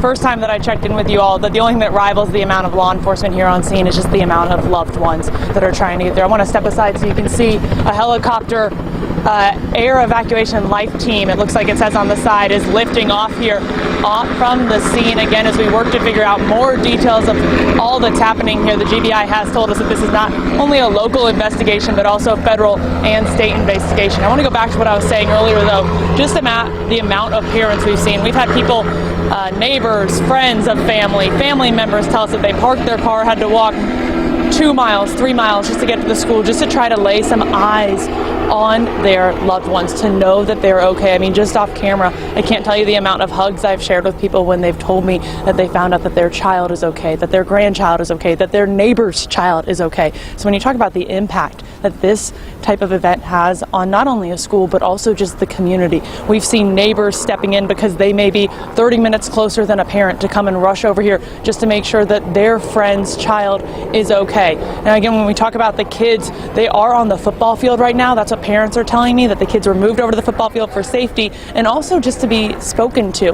One parent tells me that one of the kids, he was a senior, said he was in the 10th grade hallway, though that's where his classroom happened to be, said his classroom was across the hall from a classroom where the shooting happened. She says that while she was able to see him and talk with him for a little bit, make sure he was okay physically, she said mentally he's pretty shaken up, but she did say that he heard that gunfire, and she said now the GBI is interviewing students, so it may be a couple of hours before parents can physically take those students and then bring them home to safety, which is a different level of safety than being at a school where something like this just happened. It's to have that kid home with you and in your arms. That's a sentiment that we're hearing over and over again, not just to hear your child being safe, but also being able to physically see them and hold them. We want to get to some sound from people to better describe what's been happening out here. Because his 12th grade class is on a 10th grade hall, he can't be released until GBI interviews everyone. Tell me why that is. Because they want to know what you heard, what you may saw, how you felt, just that. You said his classroom was right across? Yeah, he actually heard the shooting. He's like, they're shooting right across from my classroom. And his mom is en route. She's like 5 minutes away. Okay. So I just wanted to put eyes on him to see that he was okay, and he knows that he's safe, and God got him. I can't imagine what she's going through trying to get here in traffic to put eyes on her son. You know, with the people that I've spoken to, they've been trying to hold it together, and you can tell they're trying to keep that strength because there's just so much going on. But you can see in their eyes, you can see in their hands that they are physically shaken up, whether it is their son, their daughter, their grandson, their granddaughter, their friend, their neighbor's kid that they may have met once or twice. This is an emotional time out here, and you're really seeing the entire community pull together. You're seeing the community pull together. You're seeing law enforcement from multiple agencies pull together. Again, we're talking local, state, and federal. I mean, just standing here, we're seeing Henry County Sheriff's Office. I'm seeing City of Monroe Police. I'm seeing Walton County Fire Rescue. I'm seeing GBI. We're seeing GSP. I see Gwinnett County Sheriff has set up a command center. So there's just sheriff, police, law enforcement from counties across the state coming in to help and try to hold this community together during so much devastation. Guys.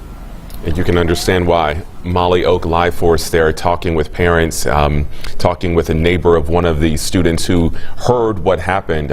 She mentioned in the 10th grade hallway, that student among many right now who are still at the school being interviewed by the GBI, asking what they heard, what they saw. You can see from this shot from earlier, just the sheer number of students. I believe the school is home to some 1,900 students. Many of them have now gone home with their parents or been allowed to leave. Others, again, staying behind as this investigation we know is still very much fluid and active. And these are the stories that we're starting to hear now. Earlier in the day, I was watching our coverage from home, and I heard another loved one that Molly spoke with saying that one student was near the principal, and the principal just told them to run and don't look back. That is something that is unimaginable to hear, that your student had to be told, that your student heard gunshots across the hall. And we know right now that, as you would imagine, so many family and friends are working to get to that school. Molly telling us just now that people are walking for miles to make it to the school, to reach their young students here at this high school. And that is something that will continue on through the evening as law enforcement and school officials are working to reunite family members. We see a lot of people trying to stand in the gap here for other family members, grandparents, friends, neighbors, just trying to locate and track students for other parents who are still in process of trying to get out there. And so even in the midst of this, we do see so many aspects of the community coming together, along with so many various municipalities and law enforcement agencies coming together to try and help aid in the response to this shooting.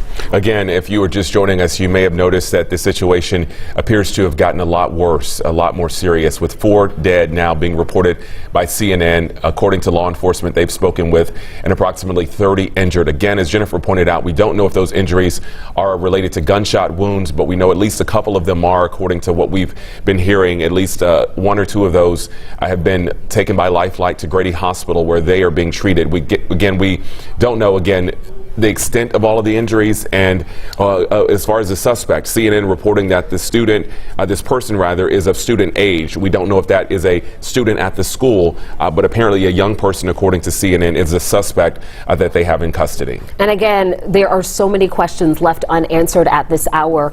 We did hear from the sheriff not too long ago, but as this investigation is unfolding, we did not get many answers. The sheriff not taking questions at that point. We do expect to hear from the sheriff later on this afternoon, possibly around 4 o'clock, and hopefully at that point we can get some more information, some more details about what unfolded here, who is among those who are dead and injured, and what we know so far about the suspect who the sheriff's office says is now in custody. Jonathan, we were talking about the injuries and how it's hard to know without concrete information what those injuries include, but we know that right now there's going to be a lot of mental health situations that need to be addressed as well with these students dealing with such a thing happening in their early lives, and seeing this happen to possibly other students, teachers, and staff members at this school, people that they know and potentially saw every day. This is going to take a lot of work and support for this entire community to move forward. Yeah, as you mentioned, Jennifer, students prepare for things like this these days. Unfortunately, it is part of going to middle school, high school, even, as Cheryl pointed out, sometimes earlier, even in elementary and even preschool, you prepare for these types of drills, but you hope that you never have to actually live this out. You ever have to be in these situations. And so for many of these students, we saw them living this out today, running from gunfire, hearing gunfire, and this is what we saw unfold today at this school for these 1,900 students in the middle of what everyone described who witnessed it as a chaotic scene. Yeah, and this story having far-reaching effects beyond just this Barrow County community, beyond just Metro Atlanta, beyond the state of Georgia. We have heard that President Joe Biden has been briefed on the situation, and we're hearing now from U.S. Attorney General Merrick Garland. Let's listen to some of what he had to say. But before we begin, I want to address the tragic shooting that occurred this morning at a high school in Winder, Georgia. We are still gathering information, but the FBI and ATF are on the scene, working with state, local, and federal partners. I'm devastated for the families who have been affected by this terrible tragedy. The Justice Department stands ready to provide any resources or support that the Winder community needs in the days ahead.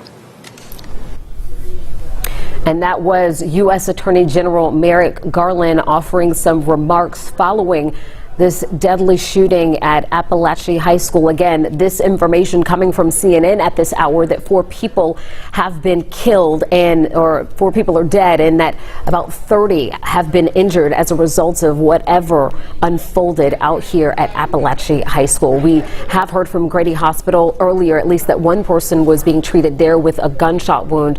But again, we have not received many details from the sheriff's office regarding exactly what happened and how. Yeah, and if there is any positive news at this hour, it is that the suspect is now in custody, and police have said, and they have reiterated, that the situation is now contained. We do know still a number of schools in the area, including the elementary school and middle school, are on lockdown at last check. We are awaiting an update from police. They did say, at least the sheriff said, that they would be working to get those schools off lockdown and those parents allowed to come pick up their students. We are expecting another update, an official update from the sheriff around 4 o'clock this afternoon. But as of last check, there are still a number of schools on lockdown as they continue investigating and continue to have this large police presence around the high school there. So as this investigation is in very early stages for law enforcement out there in Barrow County, we also know that a big undertaking underway right now is reuniting parents and students. And as John Jonathan just mentioned, this isn't just at Apalachee High School. This is at other surrounding schools in Barrow County as well, also placed on lockdown. Parents working to get to those students as well at this hour. And so that is something that we are working to get more details on. As soon as we have more information, we'll of course continue to pass that information along to you.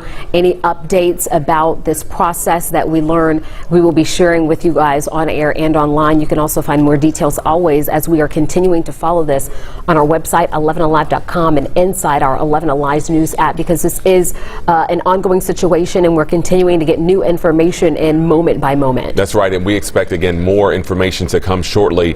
You're looking right now at some video that we shot earlier, and you can really just see the large, incredible police presence that was there. As I mentioned earlier, we started to see more and more law enforcement, more and more medical staff, ambulances, even some medical helicopters showing up on the scene, giving us a sense of just how serious the situation was.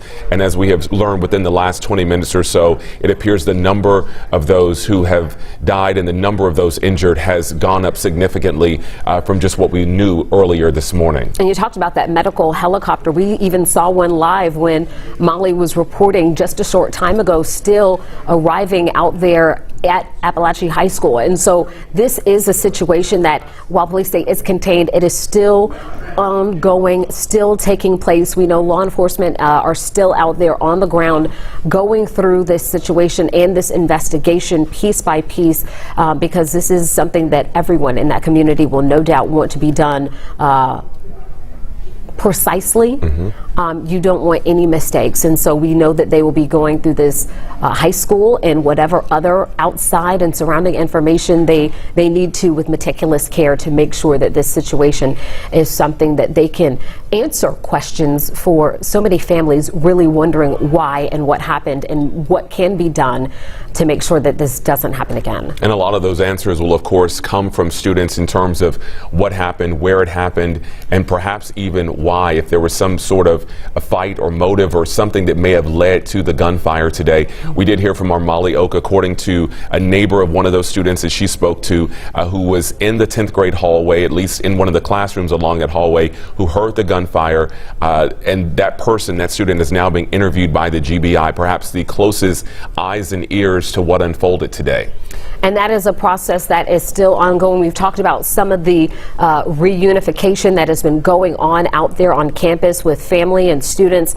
But again, we are hearing from some parents and family members and loved ones out there on the ground that some of these students are indeed being held back in order to speak with law enforcement investigators, including members from the Georgia Bureau of Investigation, to share their accounts of what they saw and what they heard today as this situation unfolded at Apalachee High School. So that is just one piece of the investigation that will help law enforcement as they move forward.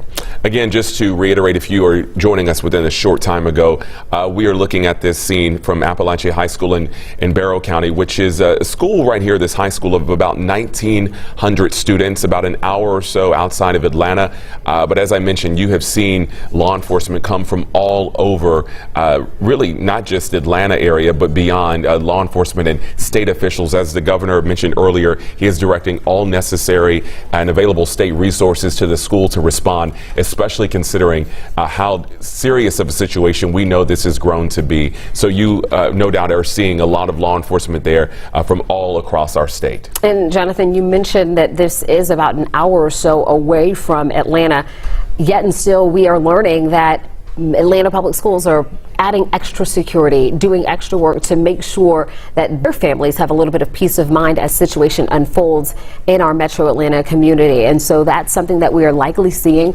across the state as this unfolds. And we know so many things that happen to one of us happen to all of us. And so we are certain that these other school districts are keeping Barrow County schools in their thoughts and prayers and reaching out to assist in whatever manners they can as well with this process that's going to be ongoing for the district, handling this situation in the days, weeks, and months ahead. And when you hear about these types of calls, and we do often sometimes in our business, and you all do as viewers, you hear about active shooters, you hear about lockdowns, and you just hope and you pray that this is not the case. Unfortunately, today when we heard from law enforcement after they got to the school around 10 o'clock this morning, they realized this was a very serious situation. This was an active shooter, and as we're learning within the last 30 minutes or so, this was perhaps bigger and more dire of a situation than any of us thought, just looking at this earlier. And I think from the coverage that we had earlier in the afternoon or earlier in the morning, I think there were signals that this could potentially be even worse than people would hope or imagine, just by the sheer volume of law enforcement response that we saw out there on the ground.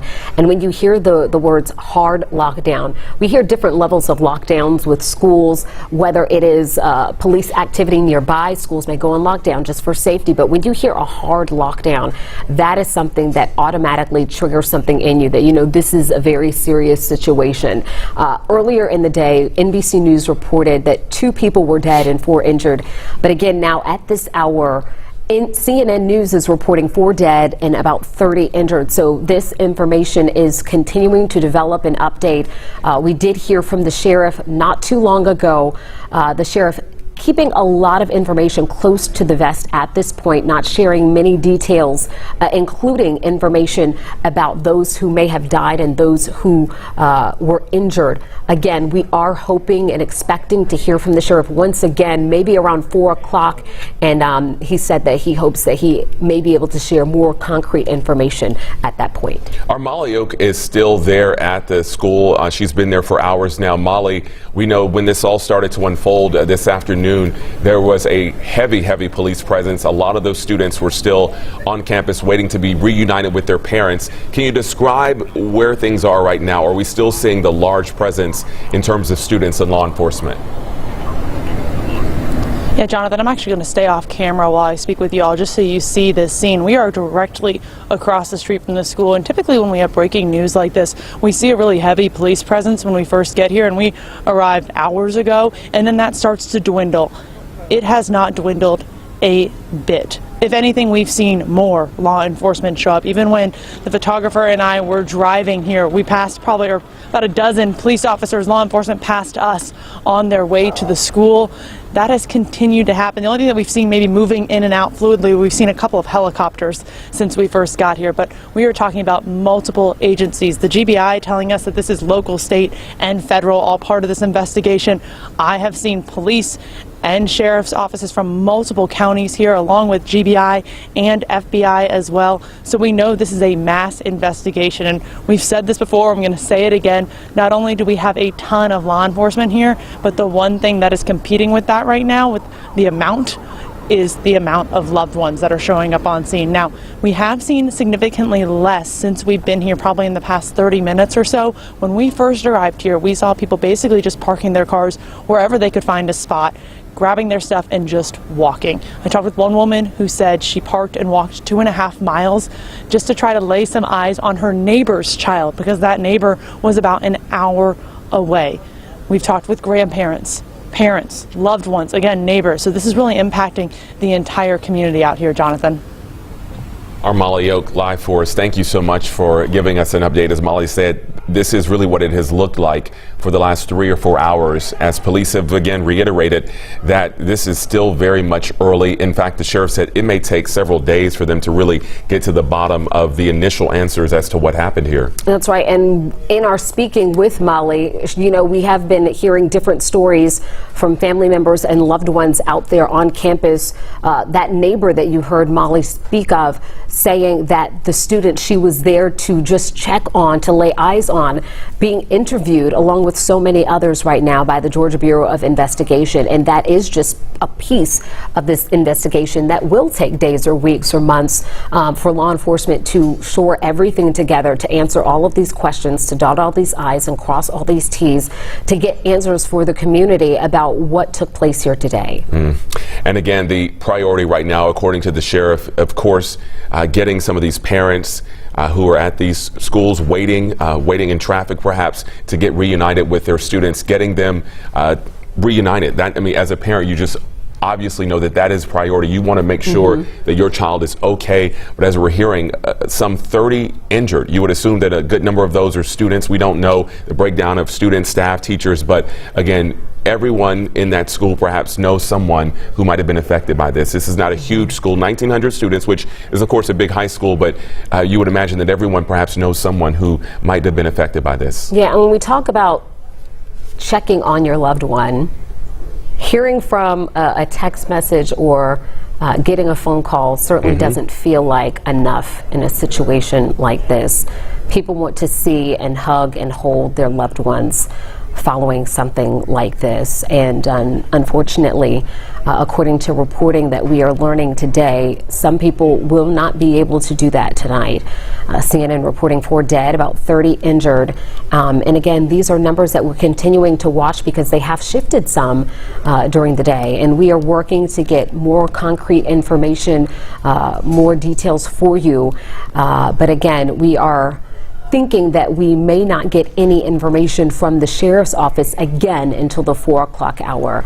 That's about 3 hours from now as we're approaching, well, maybe two hours from now as we're approaching 2 o'clock here. And so again, we will be following that. We have several crews on the ground across Metro Atlanta working this story to get you answers because so many people are really just asking so many questions, why and how. And those are the things that law enforcement are working together. You see right here images from earlier in the day, the students that were out there on that football field, such a stark contrast from what they were likely seeing and experiencing not too long ago. The school year just starting, just finishing up the Labor Day holiday, football back in action, and this is such a stark contrast from what these students were probably so excited about on campus, living their lives, and now this has happened, and it's really an event that really truly changes you and shakes you. Yeah, it really does. And you're right. I mean, you look at the football field students, they should be getting ready for a Friday night football game. They should be getting ready for a test perhaps, but they are in the middle of just a chaotic emergent situation that has really dealt a huge blow not only to this school but this entire community. As we know, every school in the district, at least at some point today, was on lockdown because of this. We heard from Atlanta Mayor Andre Dickens not too long ago in a statement saying that he has bolstered security at a number of Atlanta public schools and also offering to send any of Atlanta's resources that way as well, knowing that when something like this happens, it no doubt affects the school and the surrounding community. But as a parent, as a student anywhere, you are affected by this, especially when it happens within your metro area in particular. And we talked so much about the injuries and how it's impossible at this point to know without concrete information from law enforcement what those injury levels are. But I can't help but continue to go back to the mental health aspect for these students. Some of them already reporting from family members and friends with our Molly Oak that they heard the gunshots across the hall. Some of these students may never have even heard gunshots before.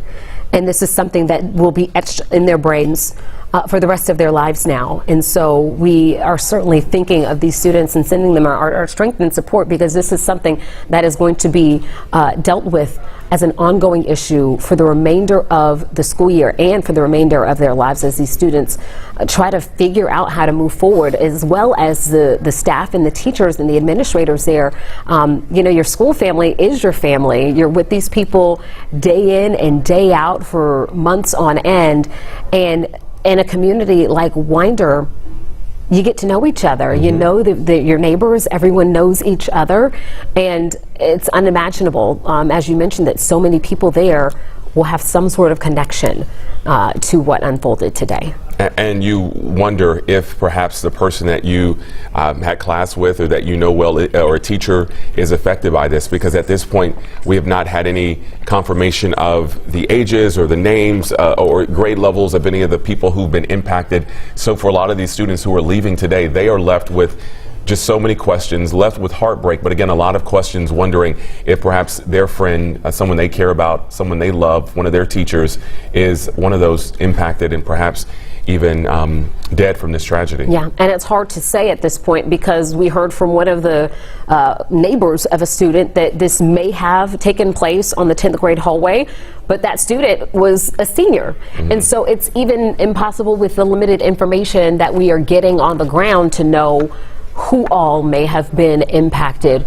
We don't know if there were staff members, teachers, students. We don't know the ratios of who may have been impacted here. So again, hopefully that is information that we will be able to bring to you in the next 2 hours or so when we hear from the sheriff's office once again. But again, as we talk about this situation, we know that this investigation is going to take quite some time. This isn't something that we're going to get all of the answers that we are looking for today or even tomorrow, as we know that the Barrow County Sheriff's Office is being joined by other local, state, and federal partners to investigate and try to piece together what happened. And that next update, Jennifer, as we've been telling people, in case you were just joining us, according to the sheriff, he says we are going to try to get you another update at 4 o'clock. He didn't promise that would happen, but that's when they're hoping to get another update. He knows that you all want answers, and of course, media, we have our newscasts at 4 o'clock, and so hoping to get the information out to you. But what we know so far, again, in case you were just tuning in, this all started around 9:30 this morning. That's when the first calls, according to police, came. They arrived on the scene shortly thereafter, realizing that this was an active shooter situation, and we saw police surrounding the school and agencies showing up from around the school. We do know one suspect now in custody, and according to CNN, they are now reporting 4 dead and approximately 30 injured. We know at least one of those injured was taken by medical helicopter or life flight to Grady Hospital, which is a level 1 trauma center, so that would lead you to believe that this was a serious injury, obviously, but we again don't know the extent of that injury. All right, we want to get back out to some sound that our Doug Richards has been gathering, speaking with family members and students out there on the ground, and we understand this information comes from a 10th grader who heard what went on today. Let's take a listen. It was just like a loud boom, as if a locker had slammed, so my teacher thought it was just like some kid acting foolish. So then she took a peek outside, and then we heard repeatedly the banging again, and that's when we could identify it was the gun. And then the hard lockdown was placed, and then we ran to the back of the classroom, turned off the lights. I was shaking, scared, and I didn't have my phone on me, and I couldn't communicate with my mom for half an hour. And I didn't know what was going to happen because you could hear the gunfires right down the hall, so I don't know if it was like the last chance I had to talk with her, but luckily I'm here. And you were just listening to a 10th grader at Apalachee High School speaking about his experience today when that gunfire rang out in the school, saying it sounded like a locker being banged shut, and they thought it was a one-off initially until the sound continued, and then they immediately went into those procedures that they practice about how to respond if a shooting happened, running to the back of the classroom, turning off the lights. The poor student saying he didn't even have a cell phone on him, so he couldn't reach his mother. And if you were looking at that screen, you could just tell the anguish that mother had. Even despite the joy of seeing her son right now and holding him, they were just holding on to each other even as he spoke about what happened. You could really feel it through the screen just looking at that image. And he told his story, again, turning off the lights, sort of hiding in place, waiting for this to all be over. We also heard from other students that they ran. They heard the gunfire, they heard something happening, and they ran.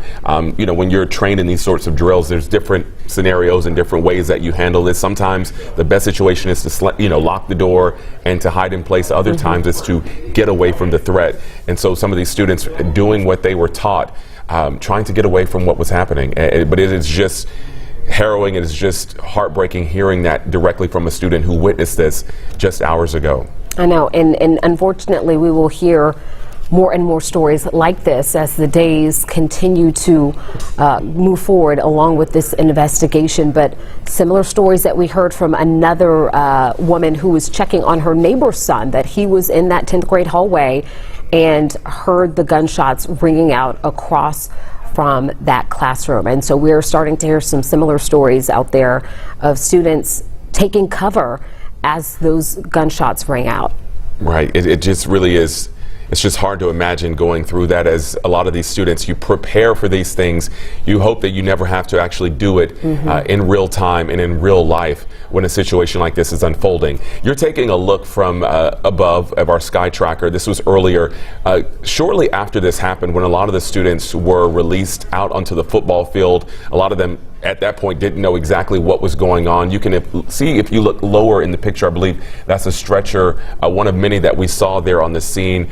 We saw several people, several students being taken away. We don't know, again, the extent of the injuries, but we know there were a number of students taken away by ambulance and by helicopter to be treated. And as of last reporting, CNN reporting 30 injured at this point, 4 dead. And that's a number that has shifted as we have continued to follow this story for you today. Earlier in the day, NBC News reported 2 dead and 4 injured, but again, that number has increased to what CNN is reporting now was 4 dead and 30 injured. As you are looking at your screen, these are images from earlier in the day, and you can just see the sheer volume of law enforcement that responded out here to Apalachee High School early today, as this reports of what was reported to be a gunshot started to come in starting around 9:30, those first calls today. We saw countless numbers of law enforcement vehicles. We now know that they are not just from that immediate area, but from all across Metro Atlanta, including state and federal partners as well, responding to this high school as this situation has continued to unfold and as this investigation is getting underway and continuing. We do know from the sheriff's office that one suspect is in custody, but there has not been any information from the sheriff's office on who that suspect is, whether it's a student, a teacher. We don't have information from the sheriff's office, at least, about any particular descriptors of who that person is, an age, a reason for their connection to the school, if there even was one. So those are just some of the questions that still remain at this hour that we are hoping to get for you. Again, we are hoping that we may hear from the sheriff again around 4 o'clock. Again, that is something we will bring to you both on air and online as soon as we get the word that we will hear from the sheriff, if and when that does happen again. And Jennifer, you're absolutely correct. We don't have much information at this hour on the suspect other than that person is in custody, according to the sheriff. Now, CNN is reporting, according to some of their law enforcement sources, that that suspect is of student age. That's how they described them, but not, again, saying whether they were or are a student at the school or have any connection to the school. But at this point, we do know that that young person, according to CNN, is in custody. And we see our Molly Oga standing by. She is getting ready for another live report just to kind of let us know what she is hearing and seeing out there on the ground at Apalachee High School. Molly, are you ready? Hey guys, so we've talked about the amount of law enforcement out here. We've talked about the amount of parents out here. Well, now we're seeing students and talking with them as well. I just talked with one kid. He's a 10th grade student. He told me he heard the gunfire. I'm going to step aside because we are right across from the high school, so you can again see just all the amount of law enforcement that's here. Gwinnett County even passing me now. So again, local, state, and federal all here today. But that 10th grader telling me that he started hearing gunshots. His teacher told them to get down and get in the corner. He recounted that he was just about to go to the bathroom, and the words he told me were, "I thought I was going to die." It's tough for me to talk about this one because I have shared a lot of hugs off camera right now with parents and students who are okay, but we know there are some parents who are not getting that news. That student did tell me that he knows a couple of the people that were shot. He's worried that one of the people he thinks was shot is also one of the ones that died. So our thoughts and prayers are going out to not only the students, the staff, the faculty, but the parents and really this entire community. Because as we said, it's not only parents that are coming out here to come check on the kids, it's neighbors, it's grandparents, it's loved ones, it's friends. We talked with one neighbor who said she walked 2.5 miles just to come and check on her friend's kid to make sure that he was okay and just lay some eyes on him. She had told me that he was in the principal's office and the principal told him to run and not look back. We've talked with other students and parents who have said that they heard the gunshots, parents getting the text from their kids, not even wanting to believe it's real, and then questioning if they were going to get to see their kid. They're finally getting to see and touch and feel that they're okay. For some parents out here, but there is a ton of emotion. I think we have some sound from you for some of those students. I want to toss that now if we can get that.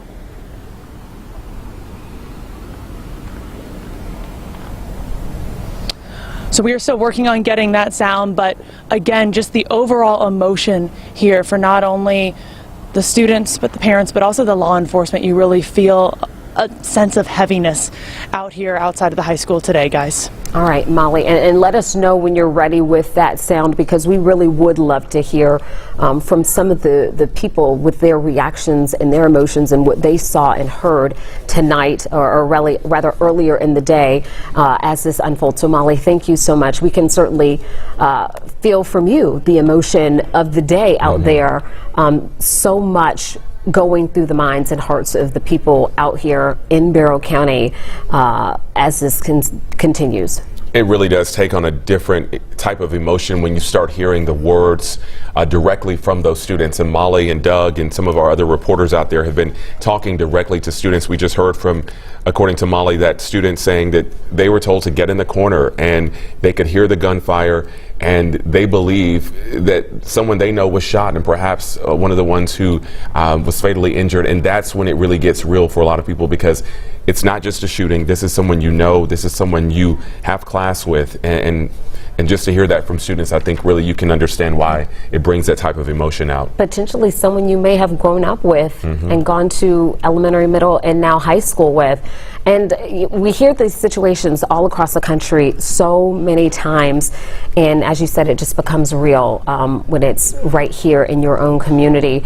We do know that this story is having wide-reaching effects. We heard from U.S. Attorney General Merrick Garland earlier making comments and sending his thoughts and offering assistance. But right now we also understand that the White House will be providing a briefing very shortly. We will, of course, bring you that as soon as we know somebody comes and steps to the stadium. We understand President Joe Biden has been briefed on everything that's going on.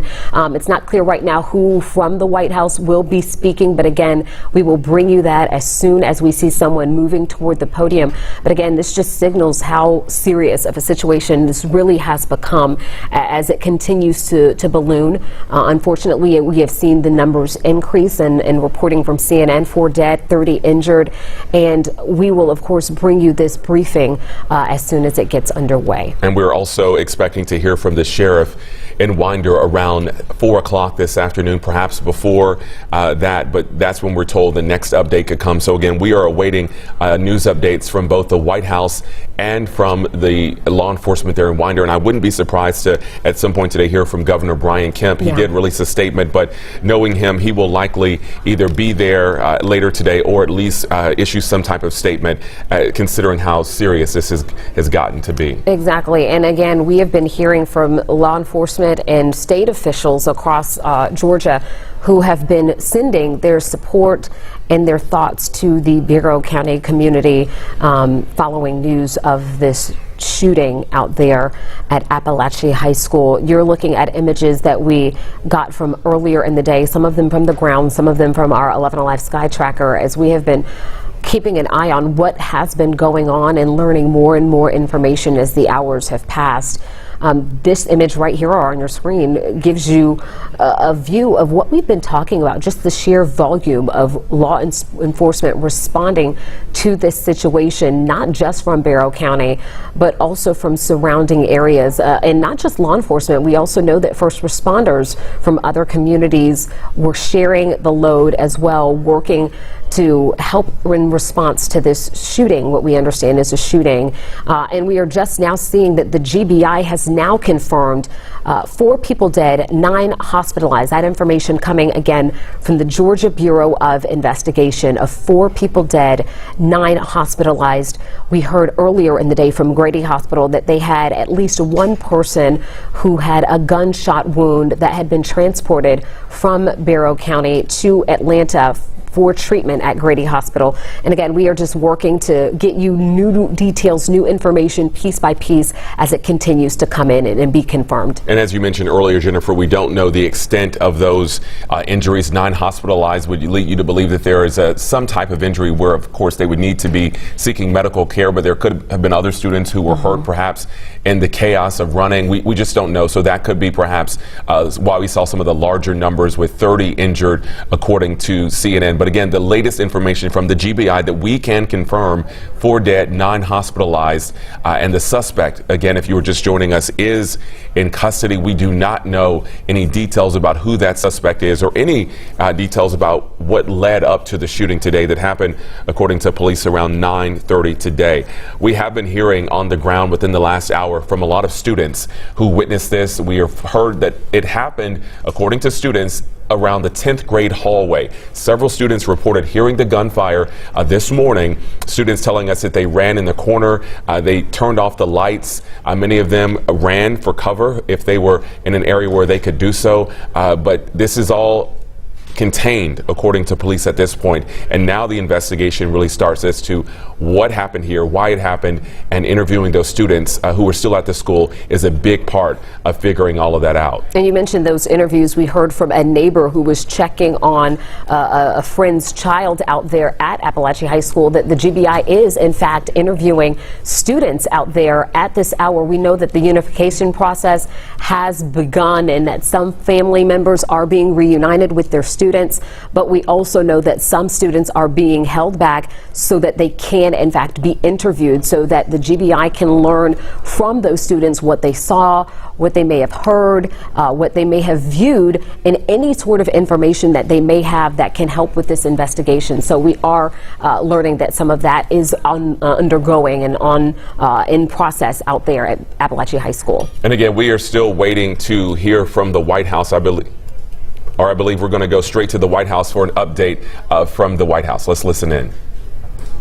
Yet another horrific shooting. Now, as a parent myself, I know the anxiety that comes with sending your kid out into the world every day, living with the real fear of the worst can happen. So please know that our hearts are with those families in Winder, Georgia, who are forced to face this act of senseless violence. I want to let you know that the President and the Vice President have both been briefed, and his administration will continue coordinating with federal, state, and local officials as we receive more information. We're grateful for the brave first responders who are on the scene, and we stand by, we stand ready to provide support as needed. As the President has said time and time again, this is not normal. This is not normal.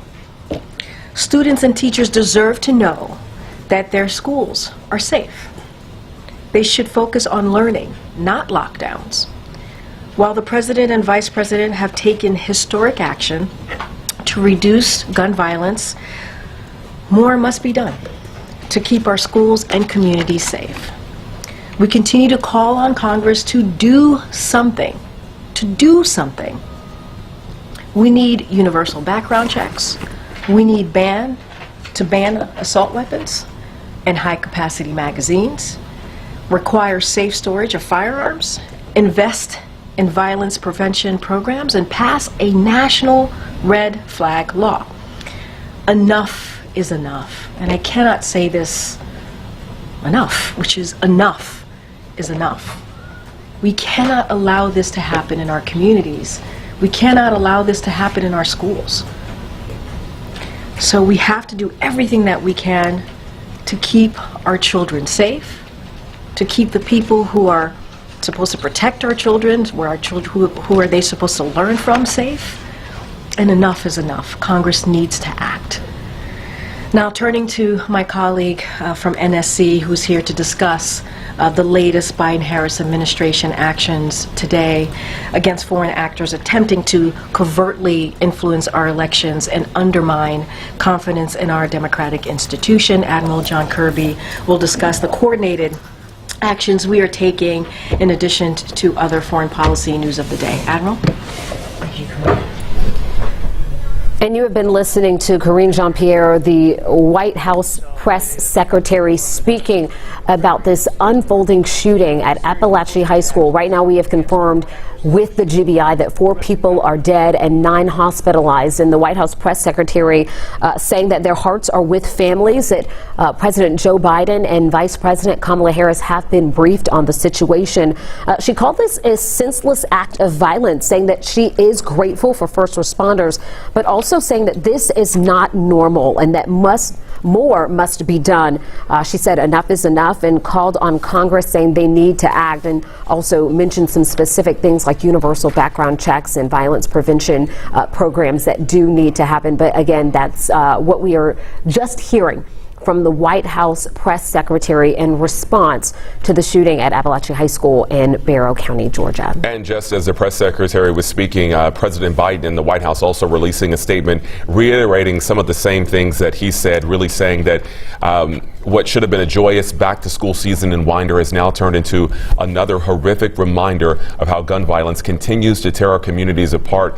The president going on to say, in part with this statement, students across the country are learning how to duck and cover instead of how to read and write. We cannot continue to accept this as normal. And that is what we heard from Karine Jean-Pierre saying twice, reiterating this is not normal. But sadly, this has become something that some of us have become all too familiar with seeing, as we have seen yet another school shooting happen, this time right here in our community. And again, we do want to reiterate that we are just confirming within the last 30 minutes or so with the GBI that 4 people have lost their lives today at Apalachee High School as a result of this. 9 people hospitalized. We do not know at this hour the extent of the injuries of those who have been hospitalized, but we are working to gather more information. We heard from the sheriff earlier today. Not many details given there, but we are expecting and hoping that we will hear from the sheriff once again around 4 o'clock, and we'll of course bring you that briefing as soon as it begins, just as we did with that briefing from the White House. And Jennifer, you mentioned earlier a lot of people who've been watching our coverage and who were tuning in just a few hours ago. You could see just how serious this was. It seemed, sort of every 15 minutes we would see another sort of group of law enforcement show up, more ambulances. We saw the medical helicopters, leading us to believe that this was a lot more serious than the initial call perhaps suggested. And again, these numbers really underscoring that 4 dead, 9 hospitalized, perhaps more than that even injured, according to some other reporting we've heard. But this time, 2:25, this has been unfolding since about 9:30 this morning, and there's still a lot of answers we don't have, and we may not have those answers today, and maybe not even by the end of this week. The sheriff suggesting that this is still very early, still very fluid, and he said that he may be able to give some additional information when they talk to us around 4 o'clock. But at this point, we're just going to have to wait and see what else we learn today. We have learned from the sheriff's office that 1 suspect is in custody. We do know that. However, we have not received any information from the sheriff's office about who that suspect might be.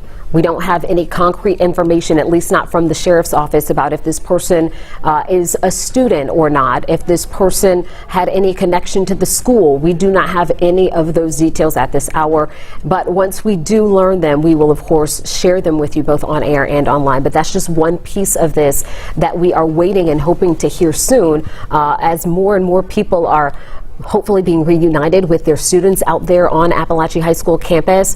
And we do know that some of those students are being held back in order to assist in this investigation, to speak with members of law enforcement, particularly with the GBI.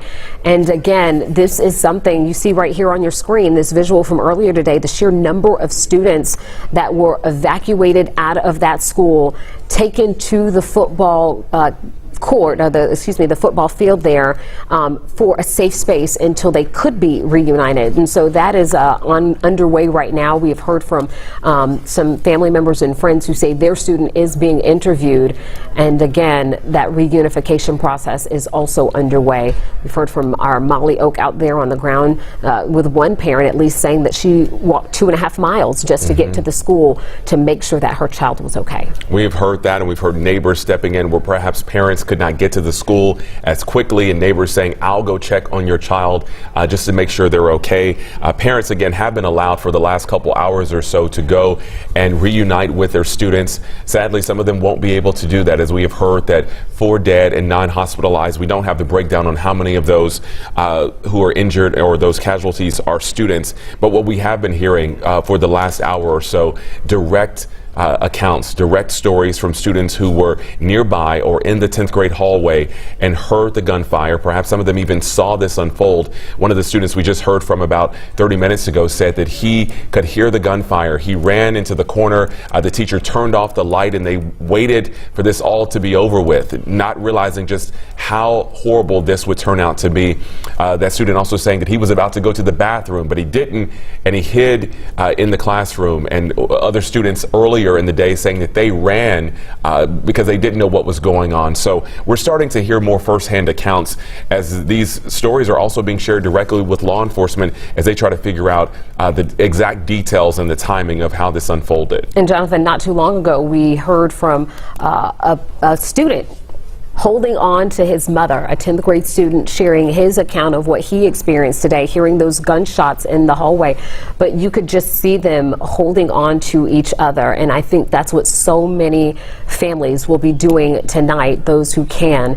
And unfortunately, we know there are those who will not be able to do that tonight, with the GBI now confirming 4 people have been killed. As we heard from our Molly Oak, who is still there on the scene, a considerable police presence still there. We do know, according to the sheriff, that the scene there at the high school is contained. They have the suspect in custody, but their investigation still is very much starting. They need to figure out many more details. They're collecting evidence. They're talking with students. So I would assume that they're going to be there for a long time. This is still early.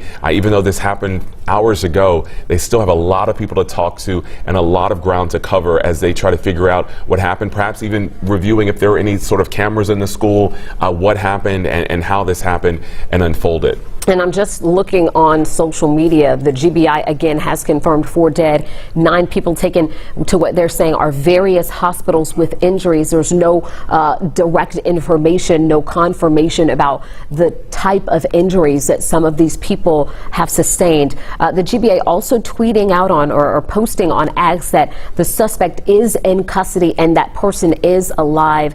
There seem to have been some reports that a suspect had been quote unquote neutralized, but the GBI saying that that information is inaccurate. So we can verify that a suspect is alive and in custody right now. Again, that information coming from the GBI. And perhaps we'll learn more about that suspect when we hear from the sheriff around 4 o'clock this afternoon. A lot of people had questions. In fact, our Doug Richards asked, is the suspect a student? Is it an adult? Is that person a student at the school or have any affiliation with the school? The sheriff saying he's not ready to answer those questions just yet, but that's a question that we have asked. We're also waiting to get more information about other schools that have been placed on lockdown earlier today. Every single school in Barrow County had been on lockdown right after this unfolded. The sheriff said one of their goals in the next couple hours was to release some of those students. I guess they're going to do that, orderly, because they obviously don't want every parent in the district racing to the schools at once. So when we get updates on how that release and how that lockdown will be lifted at those other schools, we'll keep you updated on that as well. And of course, that is something that would typically be standard with any sort of situation, these lockdowns. And, Jonathan, we were talking earlier in the broadcast here that normally if there is something, we do hear about schools going into lockdown. Even if it has nothing to do with the school, they may place a school on lockdown if there's police activity in the nearby vicinity, just to make sure that they're taking an abundance of caution. But earlier in the day when we heard the word hard lockdown, I think that was a signal to so many of us that this was a different type of situation, that this was more serious, and unfortunately that has turned out to be true. The GBI confirming 4 dead, 9 hospitalized at various hospitals across our metro Atlanta region, if you're just joining us. And again, we have learned that a suspect is in custody. That person is alive, but we don't have any other confirmed details about who that suspect is. We are expecting to hear from the sheriff's office hopefully around 4 o'clock. We did hear from the sheriff earlier today. Not many details shared with us at that point.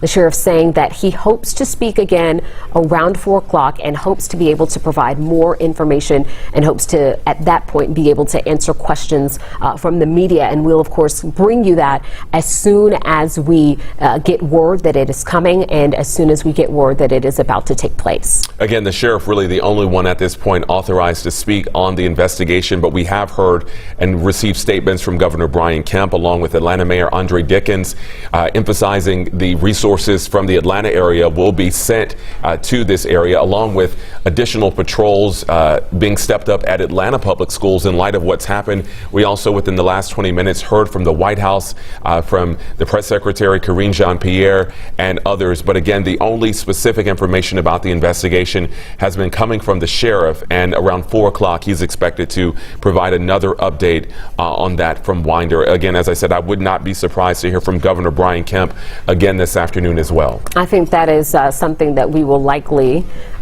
get at some point later on this evening, and of course we'll bring you that both on air and online as it comes in from Governor Brian Kemp or anybody else. We will share those thoughts and those messages with you as well. You know, Jonathan, you mentioned that the White House mentioned this during a briefing not too long ago. We brought you that live here just a few moments ago. The press secretary, Karine Jean-Pierre, saying that their hearts are with families. President Joe Biden and Vice President Kamala Harris have been briefed on this ongoing situation, calling this an act of senseless violence, saying that they are grateful for first responders and all the hard work that is being done in response, but saying that this is not normal and more must be done. Right now, you are looking at some video from earlier this afternoon, shortly after this all unfolded at the high school. Again, the first calls came in around 9:30 this morning. Police were quickly on the scene around 10 o'clock or a little before, and we started seeing the police presence grow, really presence from all over our state. We saw officers from Gwinnett County, of course, the city of Atlanta, ATF, GBI, really any agency that you can think of was on the scene or is still on the scene earlier today as they really worked to not only secure the area and figure out what was going on, but also to transport those who were injured to where they needed to be. We saw a number of medical helicopters also showing up on the scene. But again, the latest information we can confirm, according to the GBI, is 4 dead and 9 hospitalized, perhaps more than that even injured. We're waiting for another update to come in from the sheriff in Winder. And we saw from the Georgia Bureau of Investigation posting on X that these people have been taken to various hospitals. We know from Grady Hospital earlier in today that they have at least one patient who suffered a gunshot wound from Apalachee High School. That number may have increased at this point, and we also don't have further confirmation about where else these people have been taken other than the GBI saying that 9 people have been hospitalized at various facilities across our metro Atlanta region. We will bring you that information as soon as we get that confirmation. But right now, what we do know is that families are being reunited with their students, both at Apalachee High School, but also that's working to be done at other schools in Barrow County, as well as other schools were placed on lockdown as a result of this ongoing situation. We do know at this hour that some students are being held back while others have been reunited because these students are speaking with investigators or speaking with the GBI about what they saw, what they witnessed, what they heard, maybe any information that they may have that might assist them in that investigation. So that process is underway today as well. That's right. And Jennifer, you mentioned we do know at least one of those gunshot victims is at Grady Memorial Hospital, a level 1 trauma center. CNN also reporting, according to their sources, that at least one adult has been taken to Piedmont Athens Regional Hospital in North Georgia, but we don't know the extent of the injuries of that person. We just know, again, that as you mentioned, these victims have been taken to multiple hospitals. So again, we are at least knowing between Grady and that hospital in the Athens area as well. And we know that there are so many questions that so many of you have at home as you're watching this, as you're reaching out to loved ones, and we are working to confirm as much of that information as we can and bring it to you as soon as we have it, both here on air and then online on 11alive.com and inside our 11 Alive News app. We are working to get you that information as soon as it comes in. We also do want to share with you, if you're just joining us, that we are hoping that we can hear from the Sheriff's Office once again around 4 o'clock, and we will carry that for you both on air and online. And as we know, with situations like this is truly breaking news. Things can change, as we have seen them change really hour by hour. We have learned more information. We have, in terms of where the lockdowns stand, in terms of the number of hospitalized, injured, and those who unfortunately are dead from this situation. This is all unfolding. It is changing. We are working. We have our newsroom working. We have reporters there on the ground at the hospital waiting and trying to gather more information as well. So we are bringing you the very latest just as soon as we get that information as well. And Jonathan, I'm just getting some information from our newsroom that there will be a Winder Community Vigil tonight at 7 p.m. This is going to take place at Jug Tavern Park. That's at 113 East Athens Street in Winder, Georgia. The city of Winder is going to open Jug Tavern Park. This is going to be opened up to the community tonight at 7 for an opportunity for everyone to come together and grieve over everything that has taken place today. Grieve those 4 lives lost, according to the GBI, and I'm sure offer up some prayers and support for those who have been hospitalized and the families who have lost loved ones out there today. So again, this is a Winder Community Vigil, the city opening up Jug Tavern Park to the community this evening at 7 p.m. for that community vigil. So if you are one who is in that area, or you'd like to travel to that area to offer your respects and to offer your support, that would be an opportune time to do it at Jug Tavern Park, 7 p.m. tonight. That is 113 East Athens Street in Winder, Georgia. Yeah, and you can imagine that a lot of comfort, a lot of prayers, a lot of support will be needed in that community, not just tonight at this vigil, but beyond in the weeks and months to come after something like this. Just, it really does rock the community for an incredible time. I want to go out right now to 11 Alive's Doug Richards. Doug, you have been there at the high school really for a couple of hours now. You've been speaking with students and with some of the parents out there. What else are you learning? Well, we're learning that the students, based on their own characterization of what happened, had a very traumatic experience, and that there was, as some of them said, hard to know initially what was going on. When they heard the initial gunshots, it was hard to know exactly that's what that was. But then we talked to some students who were in a classroom adjacent to where at least some of the shooting took place, and they had very traumatic experiences.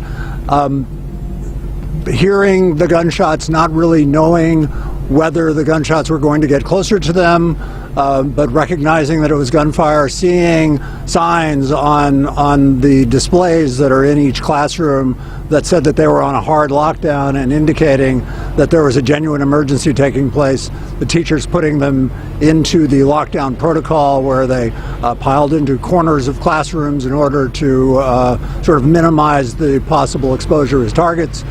We talked with the one young lady by the name of Zoe Gray, who described what she went through in her classroom. Was there ever any moment when you thought you were in danger? Oh yeah, I thought I was gonna die. It was like, it sounded so close. I'm sure it was, because it was right near. I don't know exactly which door, but you hear bang, bang, like they're kind of like they're trying to get in a door. It wasn't our door, but I'm sitting right by the door, and so it sounds like they're trying to get in, but I don't know if it's shots or they're just trying to get in. We were just having a normal day. It wasn't anything different than what we were used to. They usually make you put up your phone, but I was charging mine today, so I luckily had it, and it was just normal. And then bang, bang, bang, hard lockdown. And the teachers were phenomenal. Like, we have a special teacher for the blind kid, and then we have our normal teacher, and they were very good at doing their job of keeping us calm. I I talked with probably a half dozen students as they were leaving here. Many of them were with their parents, and the parents gave their blessings to us to talk to them. Almost all of them said that they were convinced that there was more than one gunman. One student told us that they heard shots from different locations within the school. One student told us that when they exited out the hall, actually a couple of students told us when they exited out the hallway, they saw the body of somebody in the hallway who they believed to be one of the student gunmen. So we know that the GBI is telling us that one gunman is in custody. The students at least left here convinced that there was more than one gunman, and that there was and that one of them was killed by police in the course of the investigation. The authorities have not confirmed that, and the students are saying it just based on their observations. Student told us that the one person that they believed was a gunman laying deceased in the hallway actually had a firearm, which she described as an assault rifle, on the ground with him when they led the students past the person deceased in the hallway. So it's hard to tell. Nobody knew. We talked to one student who said that he knew a gunman casually, didn't describe anything particularly unusual about this particular person who he believed was a gunman. But there's a lot of information flying around, obviously, in here, some of which may not be true. But some of which is gathered by people who said they saw firsthand in the hallway as they were evacuating their classrooms, just based on evidence that they saw. The good news, of course, is that it appears the danger's over. The students are casually exiting the school now, mostly with their parents, very relieved that this is over, and not planning to come back to school tomorrow is what they're telling us. Back to you. All right, Doug, thank you so much. And we do want to give you some information from the Georgia Bureau of Investigation.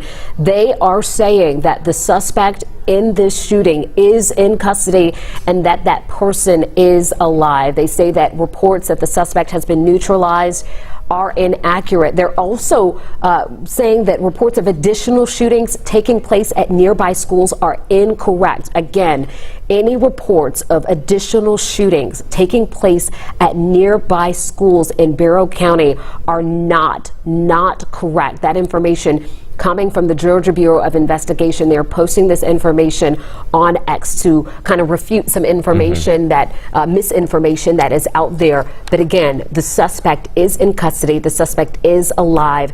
Any reports that the suspect has been neutralized are inaccurate, and any reports of additional shootings at nearby schools are also incorrect. And we will likely hear that emphasized coming up in a bit when we hear from the sheriff in Winder any moment now, perhaps around 4 o'clock, though that's around the time we're expecting. So probably actually more looking at an hour from now. But again, Jennifer, you're reiterating that because we have heard a lot of information. Sometimes it is misinformation. Sometimes it is rumors. When things like this happen, you have a lot of students who witness things firsthand, students who heard something second or third hand from someone. And so there's a lot of information going around in addition to what we hear and see on social media. So the information we're providing to you is coming directly from the GBI or from law enforcement sources. And as soon as we confirm things or can, sort of knock something out that has been put out there, we can let you know that as well. All right. And once again, what we have learned, we just want to be very crystal clear with this. The GBI has confirmed 4 people have died. 9 people have been transported to various hospitals. But the suspect is alive and in custody, and there are no shootings that have taken place as a result at surrounding schools. Jonathan, we've been talking about the reunification process going on not just here at Apalachee High School, but also at other schools in Barrow County. Those processes are undergoing right now. They're underway as parents are being reunited with their students, because we know those other schools were placed on lockdown as well as a result of this shooting. That's right. At one point, every school in Barrow County was placed on lockdown. The sheriff did say one of their goals in the next bit was to make sure that those lockdowns could be lifted and students could be reunited with their parents. We're talking about elementary schools and middle schools, so some younger students in that area. And in addition to what's happening here at the high school, where students were allowed to leave campus with their parents shortly after this happened, once they got the scene clear and got things contained. But again, the investigation far from over. In fact, it's just starting, according to the sheriff, and that is why you are still seeing a ton of police presence at the school, because they have a lot of work to do to get to the bottom of what happened, including interviewing a lot of these students. In particular, we're told a lot of the 10th grade students, because according to witnesses we've spoken to, this happened on the 10th grade hallway in the school. Many of the students actually telling us that they heard the gunfire. They had to run for cover. They turned off the lights in the classroom. They ducked, just trying to figure out what may be going on. So we're getting some of those firsthand accounts from students as really the hours go by. We also heard from a senior who just so happened to have a class on that 10th grade hall, and so it really is difficult to know what type of student, what range of age or grade may have been more heavily impacted by this shooting directly, who may have been closer to what transpired. But again, we're receiving various accounts from students, from our reporters on the ground there at Apalachee High School, and we are just sharing with you their accounts. I can't get out of my mind, Jonathan, the mother and son just holding on to each other. The mother didn't even say a word. She allowed her son to share what he experienced. He talked about it sounding like a locker being slammed, and they thought initially that it might be somebody just fooling around in the hallway until the sound continued, and then they heard about the hard lockdown, and that is what drove all of the students to the back of the classroom, as you mentioned, to turn off the lights until they were able to leave. And we've said that this is something that students practice for nowadays, but practicing for something like this and it actually unfolding in your actual life is a completely different situation. Very different. Perhaps we can even get our producers to get that soundbite recued to run a little bit, because I think it was so emotional, and I think gripping to really see that mom and her son right next to each other, really giving a firsthand account of what he saw, and then you saw her emotion just in her face. Just listening and seeing the visual and the audio from that was just probably the most emotional thing I've seen so far in our coverage. So we'll see if our producers can get that back up. But again, a lot of answers we just don't have at this hour. This all started to unfold around 9:30 this morning, but here we are going into the 3 o'clock hour and still waiting for some specific answers as to exactly how many people were truly affected by this. We know, according to the GBI, 4 dead, 9 hospitalized, but perhaps more people have been affected by this in terms of physically, in terms of injuries. But we know this community is just shaken. It is rocked by this. And tonight, as you mentioned, there will be a community vigil happening, I believe, around 7 o'clock. Yeah, 7 o'clock, Jug Tavern Park. 7 p.m. That is 113 East Athens Street in Winder, Georgia. That is where that community vigil will be taking place tonight for anyone who wants to attend and show their love and support following this shooting. Jonathan, I'm hearing from our producers that we do have that sound once again. Take a listen and take a look, if you can, just to feel what this family, this mother and son, were experiencing following today's shooting. It was just like a loud boom, as if a locker had slammed. So my teacher thought it was just like some kid acting foolish. So then she took a peek outside, and then we heard repeatedly the banging again, and that's when we could identify it was the gun. And then the hard lockdown was placed, and then we ran to the back of the classroom, turned off the lights. I was shaking, scared, and I didn't have my phone on me, and I couldn't communicate with my mom for half an hour. And I didn't know what was going to happen, because you could hear the gunfires right down the hall. So I don't know if it was like the last chance I had to talk with her. But luckily, I'm here. Luckily, he is here. And you could hear as he was recounting those moments, the mom, you could just see it in her face, kind of reliving probably what she had felt just moments ago before she knew that her son was there and he was okay. And that is the story, that is the scene of so many parents who are showing up today. Some of them still showing up to the school, picking up their children. I would assume that many of them by now have shown up already. But for many who are not as fortunate as that mother to be able to hug their kids tonight, those are the people we've got to think about. A lot of people, a lot of family members affected by what happened.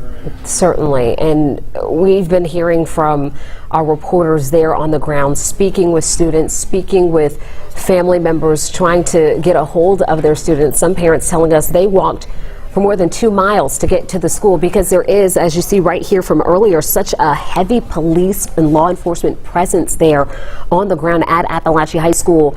Parents just parking anywhere they could and saying, I'm going to walk on foot. I'm going to do whatever it takes to get to my child on this school's campus following these reports of the shooting, something that parents never want to hear about. They never want to get that message. And unfortunately, we heard from several students today who said either it took them a long time to get to their phone or they did not have access to their phone. And that I can only imagine just added to the agony for those students and for their parents looking for information, looking for confirmation from their student that they were okay. Yeah, just to be in that situation and feel sort of helpless, not having that communication just makes it, I'm sure, so much more heartbreaking and really just scary, to say the least. We do know that we are expecting another update, as we keep telling you, from the sheriff, so please stay with us here this afternoon because that could come within the next hour. We have already heard through statements from Governor Brian Kemp, Atlanta Mayor Andre Dickens, and U.S. Attorney General Merrick Garland, who spoke earlier, along with Karine Jean-Pierre from the White House, the press secretary. The president also issuing a statement shortly thereafter, really reiterating what she said earlier. And I think the thing that stood out to me in the president's statement, saying we cannot continue to accept this as normal because we cover these. And this time it happened here in Georgia, in our community, but it happens far too often elsewhere as well. Far too frequently. The press secretary saying this is not normal. And unfortunately, we know that this situation may take political undertones at some point, but I think we can all agree that this is not anything that anyone wants to see in their community or in any community. All right. Right now, we want to go to one of our reporters, our Zach Merchant. I believe Zach is live right now at Northeast Medical Center, Northeast Georgia Medical Center. Zach, we know that the victims have been taken to a number of hospitals. What is happening where you are? Right, Jonathan, if you take a look right behind me, we're in front of Northeast Georgia Medical Center's Barrow location. This is where a Northeast Georgia Health System spokesperson confirms that one gunshot victim from today's school shooting was transported. Another gunshot victim, he says, was transported to Northeast Georgia Medical Center's Gainesville location. That spokesperson tells us that that Gainesville location is a level 1 trauma center. For those of you who might not know, I know you've unfortunately today been hearing that phrase a lot.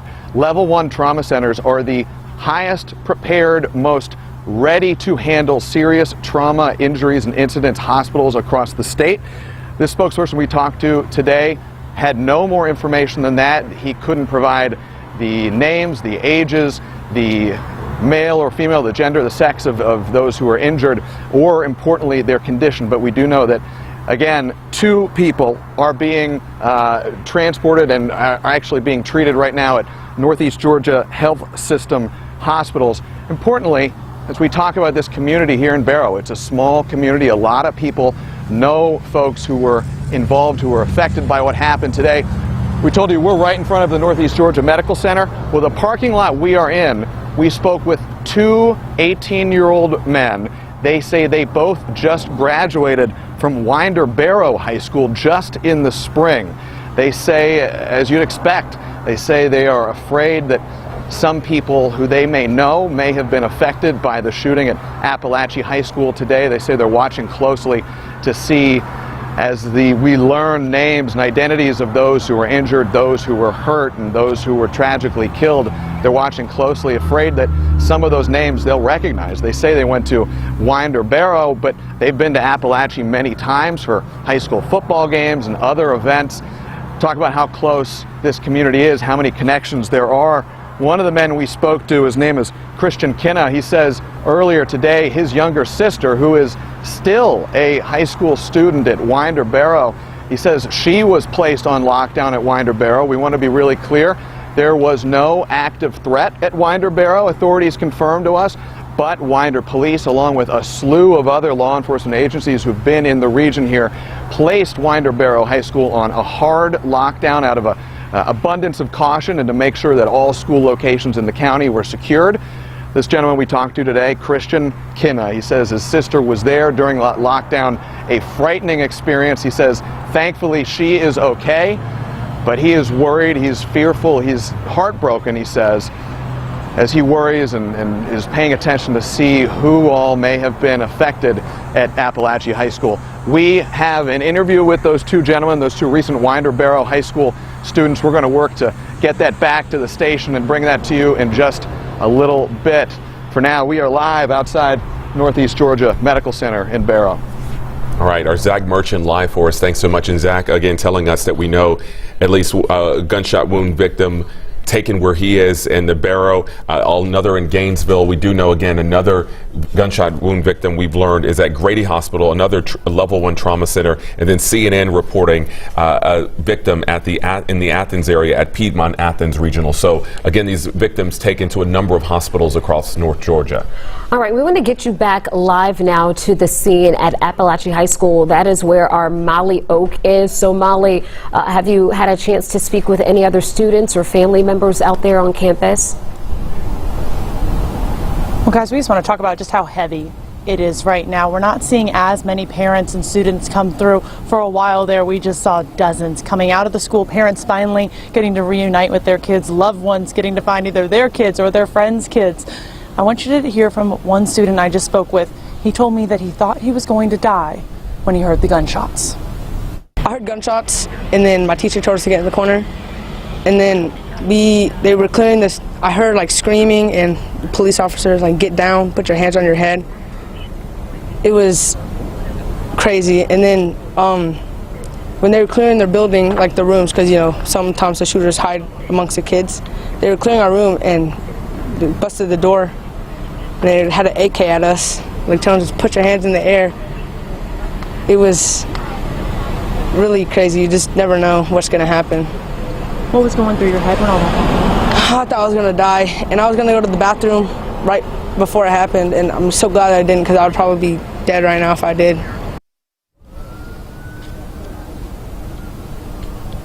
We've talked with other students who heard the gunshots as well. One told me that she didn't feel like it was real until officers kept telling them, unlock the door, we need to get you out. And she said when those officers got in, they told them to run outside. She said that's when it hit her that something was seriously wrong at the school. Now I want to step aside so you can see what that school looks like now. Still a very heavy police presence, and not just from here in the local county, but the GBI telling us is not only local but also state and federal. We have seen GBI, we have seen FBI as well, and we have seen sheriffs and police from counties all across Georgia. Now, we have a ton of law enforcement, but even more parents and loved ones waiting to reunite with their students. We can see them coming out of the school still.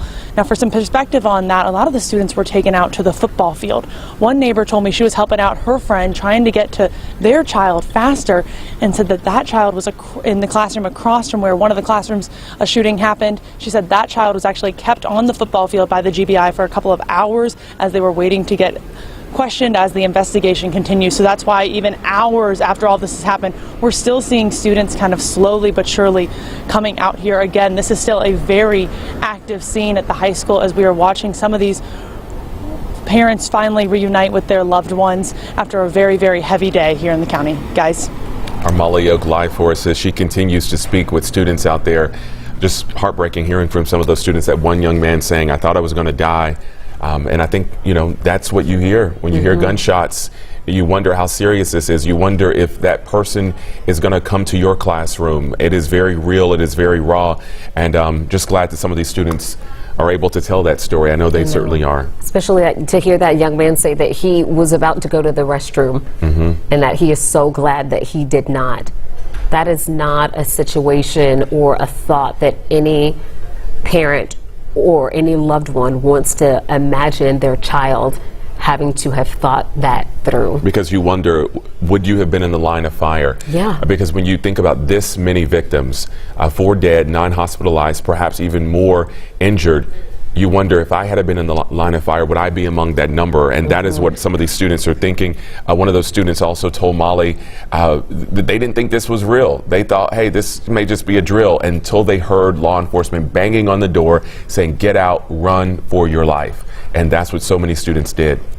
And that is something that these students, I've been saying, will live with for the rest of their lives. This is going to be something that they have to work through.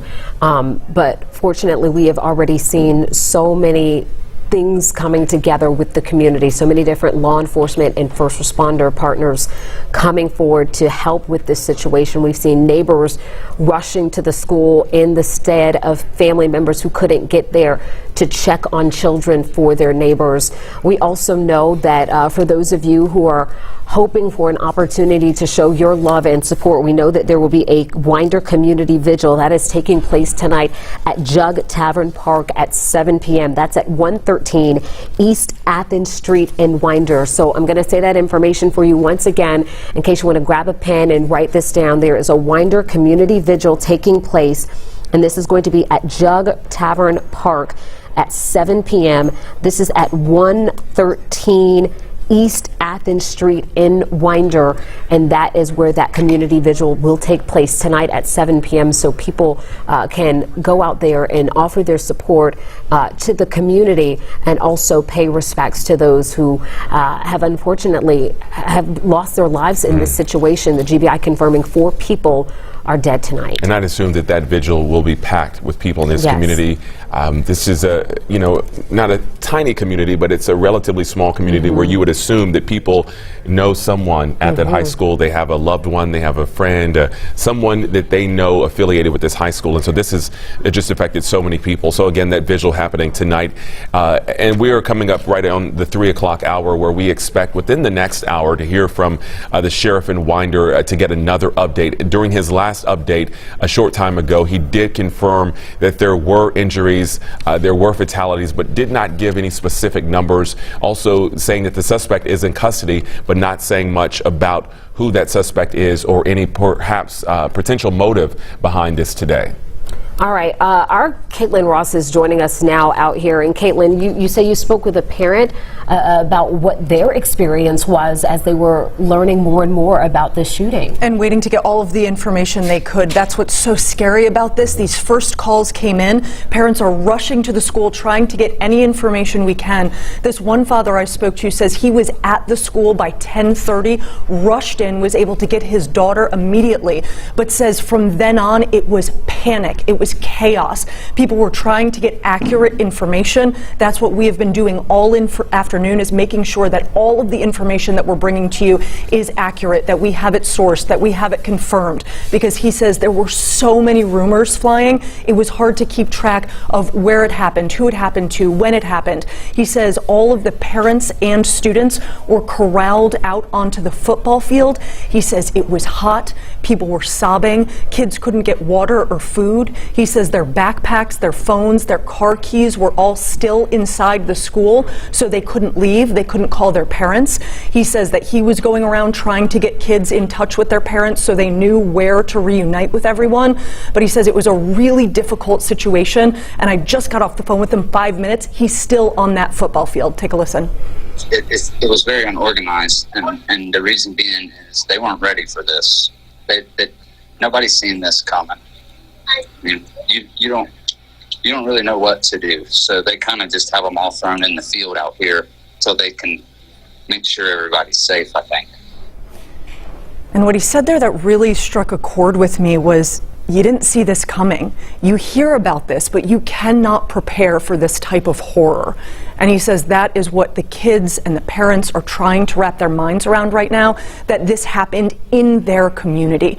And Jonathan, I think you made such an important point earlier when you said this is a small community, it's a tight-knit community. And as I was starting to hear from parents and educators and families there, they all know someone in that community. They are all connected to each other. And so that's why we're being so careful to make sure that the information that we're sharing is confirmed, because these rumors are flying. If you've been on social media at all today, you've seen 5 different stories of what could have happened. And so he really wanted to emphasize that he's grateful for the accurate information that's coming out, because the kids are getting really scared as they keep hearing these rumors that turn out not to be true. But in a situation like this, it's so difficult to keep track of everything. It's something you pointed out that I think is interesting. We're seeing some of these aerial shots of all the students, but hearing that perspective of what's going on directly on the ground, not having communication, being tired, frustrated, not getting the answers, you can imagine for those students and parents how hard that is. Yeah, he says this is really going to be a hard reset moment where the school and schools across Georgia, across the country, are going to have to come up with a really firm plan,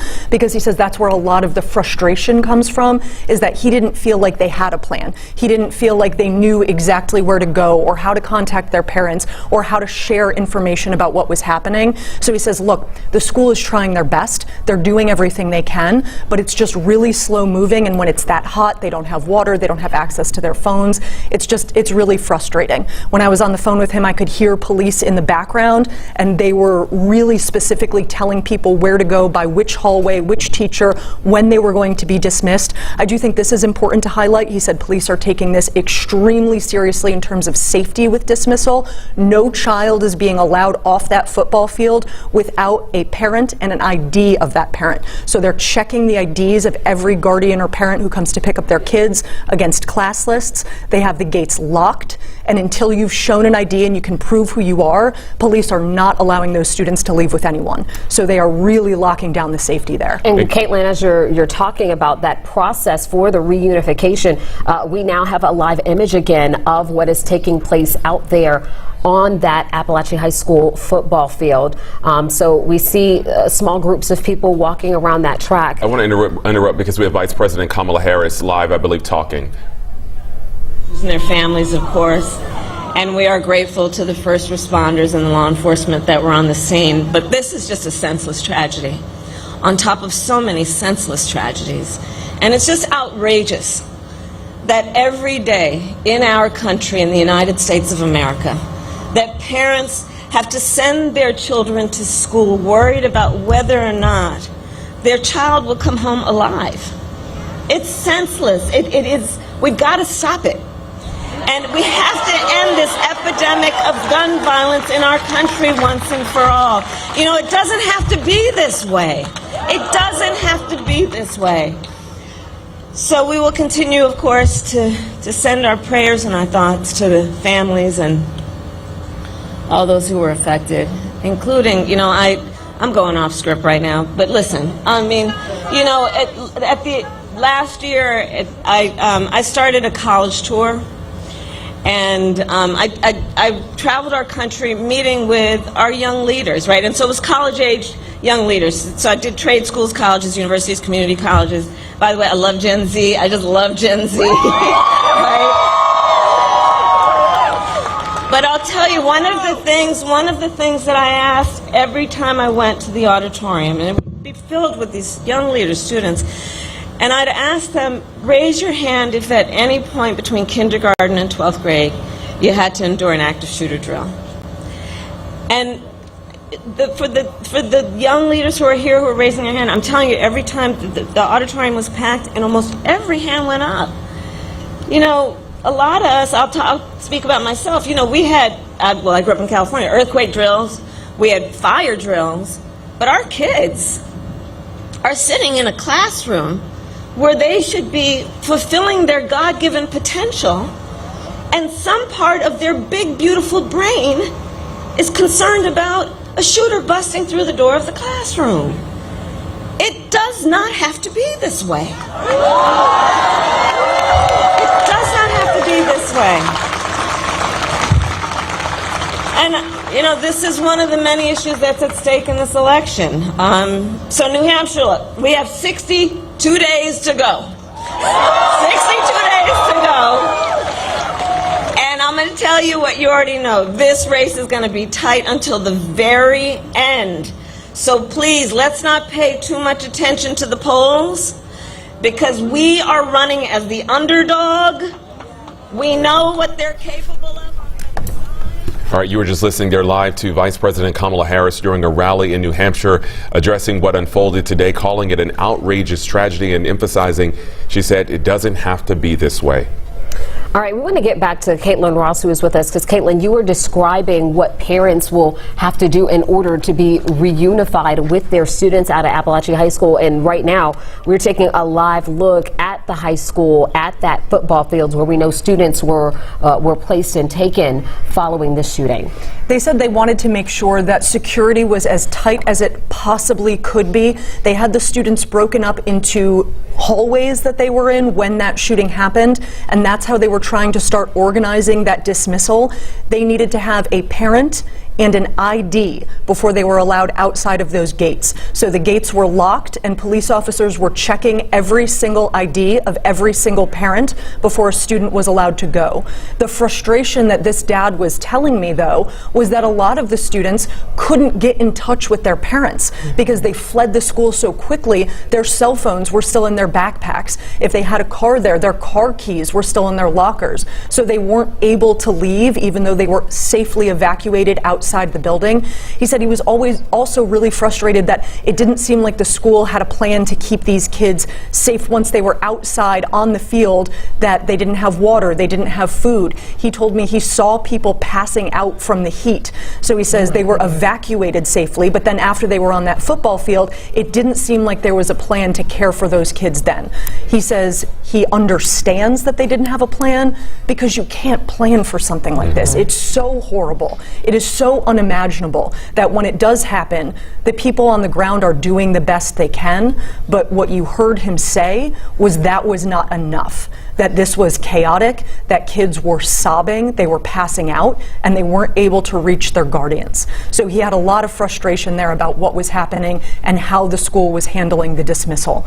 But police officers on the scene, educators, administration from the school, they were very focused on safety, and he made sure to get that point home to us. You can see the kids now still on the track, and he says they have been there since 10:45 this morning. So you see them kind of lined up like that. That's exactly what he was describing, that they were trying to line kids up and organize them and figure out how to safely get them together with their parents to get out of the school. But imagine this, I mean, these first shots happened at 9:30 in the morning. It is now 3:14, and those kids are still alone without their parents on a school football field. Yeah, it's still a fraction of what we saw earlier. I believe some 1,900 students attend that high school, but still, as you said, we're looking at hours later and students still there, still waiting for their guardian, still waiting for answers even as to when things will change. And you never know what a different family's situation in particular is. If a parent can get off work to rush out there. We've heard stories of neighbors going out to try and see about their other neighbors' children because a parent couldn't get out there or couldn't get there as quickly. And so it's very hard to address a situation like this if a parent normally expects their child to drive themselves home or go home with a friend, and now that's interrupted. And this is just specifically talking about this reunification and getting kids back home. Yeah, there was so much organization that was going into this as they were trying to reunify kids with parents, and just hearing you say, gosh, like, if you couldn't reach your kid, if you couldn't get there, that's unimaginable. It is. But unfortunately, these schools are put in the position where they do have to plan for this. They have to be ready for it. I spoke with an ER doctor who was telling me about everything they do to get ready for these situations and how they are all training so specifically for not the if, but the when this happens. He's a trauma doctor, and he was saying that even at the smallest hospitals out here where they might not be surrounded by a big metro area, he says they're training constantly for active shooter drills. And the toll that that takes on the hospital staff and the EMS and the firefighters who are responding out to these scenes is incredible, because they know that eventually they'll be put in this position. So, you know, I just asked him, what are you going to be doing if you're in that hospital this afternoon? And he says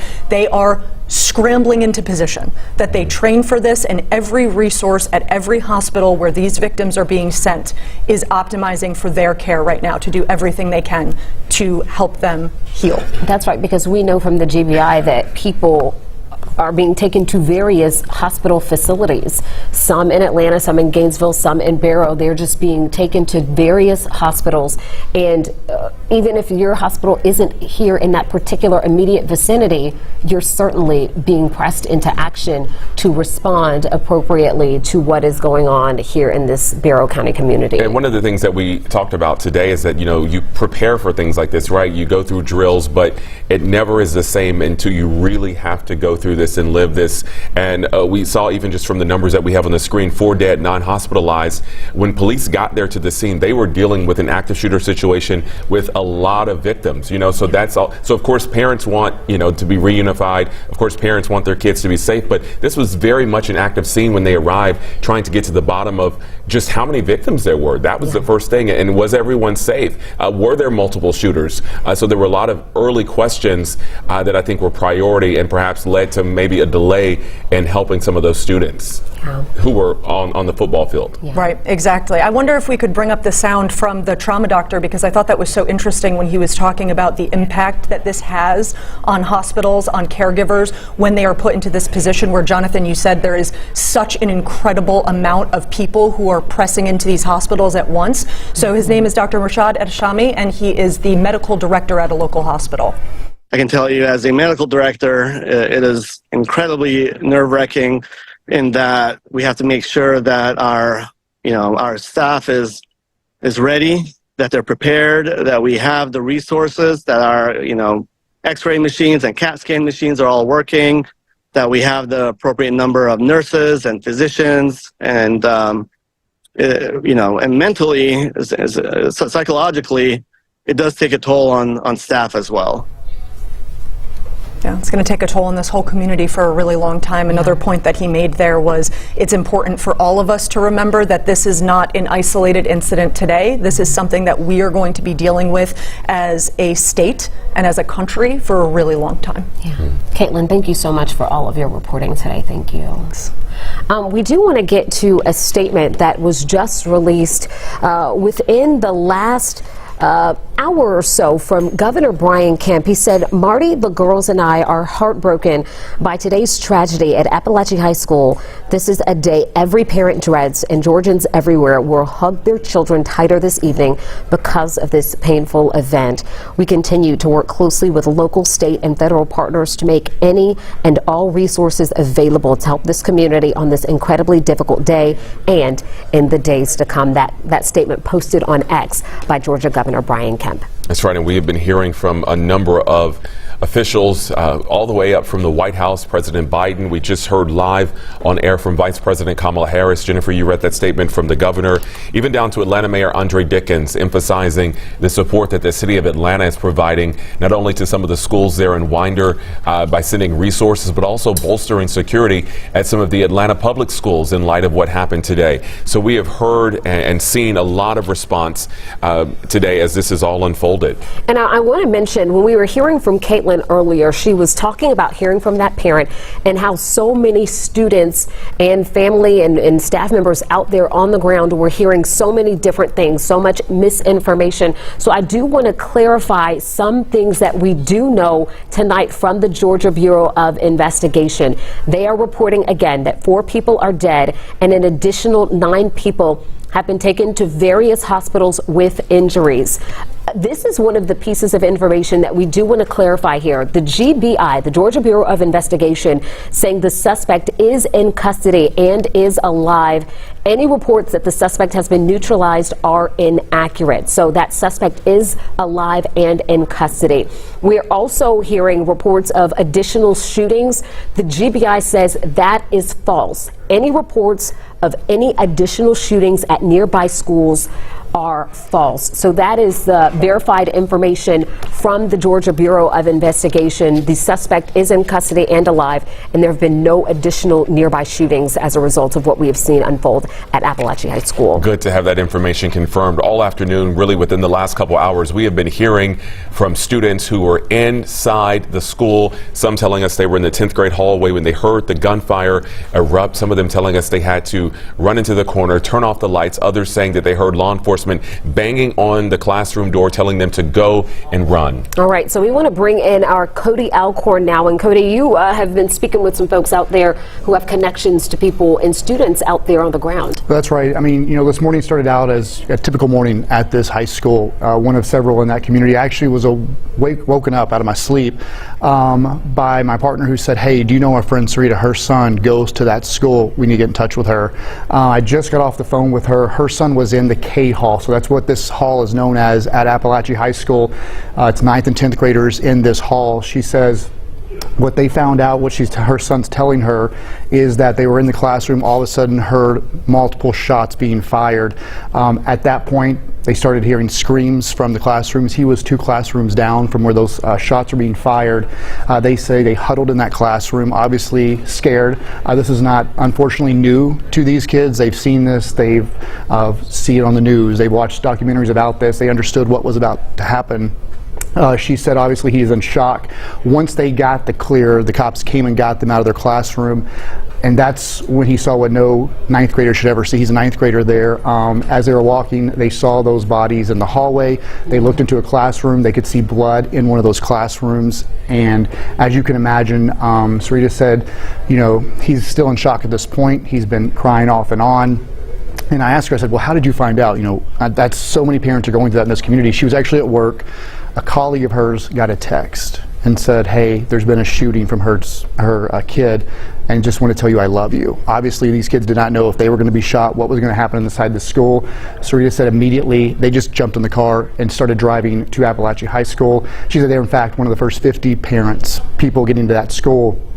She said on the way there, they did get in touch, at least with her son. He was hysterical, but said, Mom, I'm okay, but this is what's happened. There's been a shooting. And she said it took about an hour to get to him. Obviously, every parent wanted to get to their kid and just put their hands on their child. But she said it was about 3 more hours until they could get out of that football field. She was there among these parents and students. And I think now it's the shock, and I think it's setting in that this happened in our community. I was telling the newsroom a while ago, I was just up there talking to Sheriff Judge Smith. He graduated from the nearby high school about 8 miles from there. He's from that community. And I think the context of this is the fact that when they got that word, shots being fired inside Apalachee High School, many of those men and women responding there either had children there, they know a family member there, they have no students that are there. And the whole time driving there, they knew what was about to happen. And I think, those 911 dispatchers, I think we forget about them. That's what, I was hearing parents, students calling in and saying, hey, what's going on? Those dispatchers trying to get all of these officers there. But I think it's just, now it's setting in, like, this has happened in our community. And I think that's the reality setting in. I don't think you ever think it's going to happen to you. Yeah, and you mentioned the heartbreaking reality that these students had to see some of this. It's difficult enough to know that someone someone that you love, someone that you see every day at school has lost their lives or has been injured, but then to see the results of that with your own eyes in class, that is something, I keep saying, the mental toll this is going to take on so many of these students, that is something they will never be able to forget. Yeah, I just watched a documentary. I mean, it's ironic, just literally this past weekend, of a past school shooting down in Florida. We all know that one very well, and that's what those students who were interviewed said they'll never get out of their minds. They wish they hadn't seen those bodies. They wish they hadn't seen the blood, because that's what they'll never get out of their minds. And I think that's what Sarita, I think parents are now concerned, what did they hear, what did they see? And I think now it's just, starting that dialogue and trying to process that, because I don't think, as a 9th grader, that's not what you ever want your 9th grader to see or experience. And I think for those kids, again, they heard that first shot and they already knew. And I think it's just a terrifying, once it stopped. And I think that's what as the details come out, did they engage with the shooter, how they got the shots stopped. As you mentioned, there was some false reporting that the shooter was neutralized, but the person is in custody, and I think that's what everyone wants to know, why. But I think it's a complex investigation. Obviously, they're probably at the suspect's home trying to figure out how long this had been planned. Were there any more people involved? Was this a bigger type of event? But I just talking to Sarita on the phone, I think it kind of sets in, it gives you context. This town is what, I think 20,000 people. This school has 2,000 students. Obviously every student at that school or parent knows that student or that teacher or that coach, whoever might have been these victims, they're not walking out. Everybody walked into school today thinking, hey, it's a regular Wednesday, and unfortunately some of those people are not walking out of that school. Did Sarita say if that student had been interviewed by the GBI or anyone on scene, or had any questions?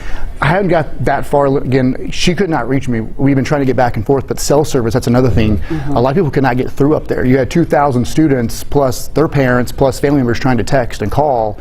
That was tying up the lines, and you had all of these emergency responders texting, calling, and so a lot of people couldn't get a hold of their loved ones.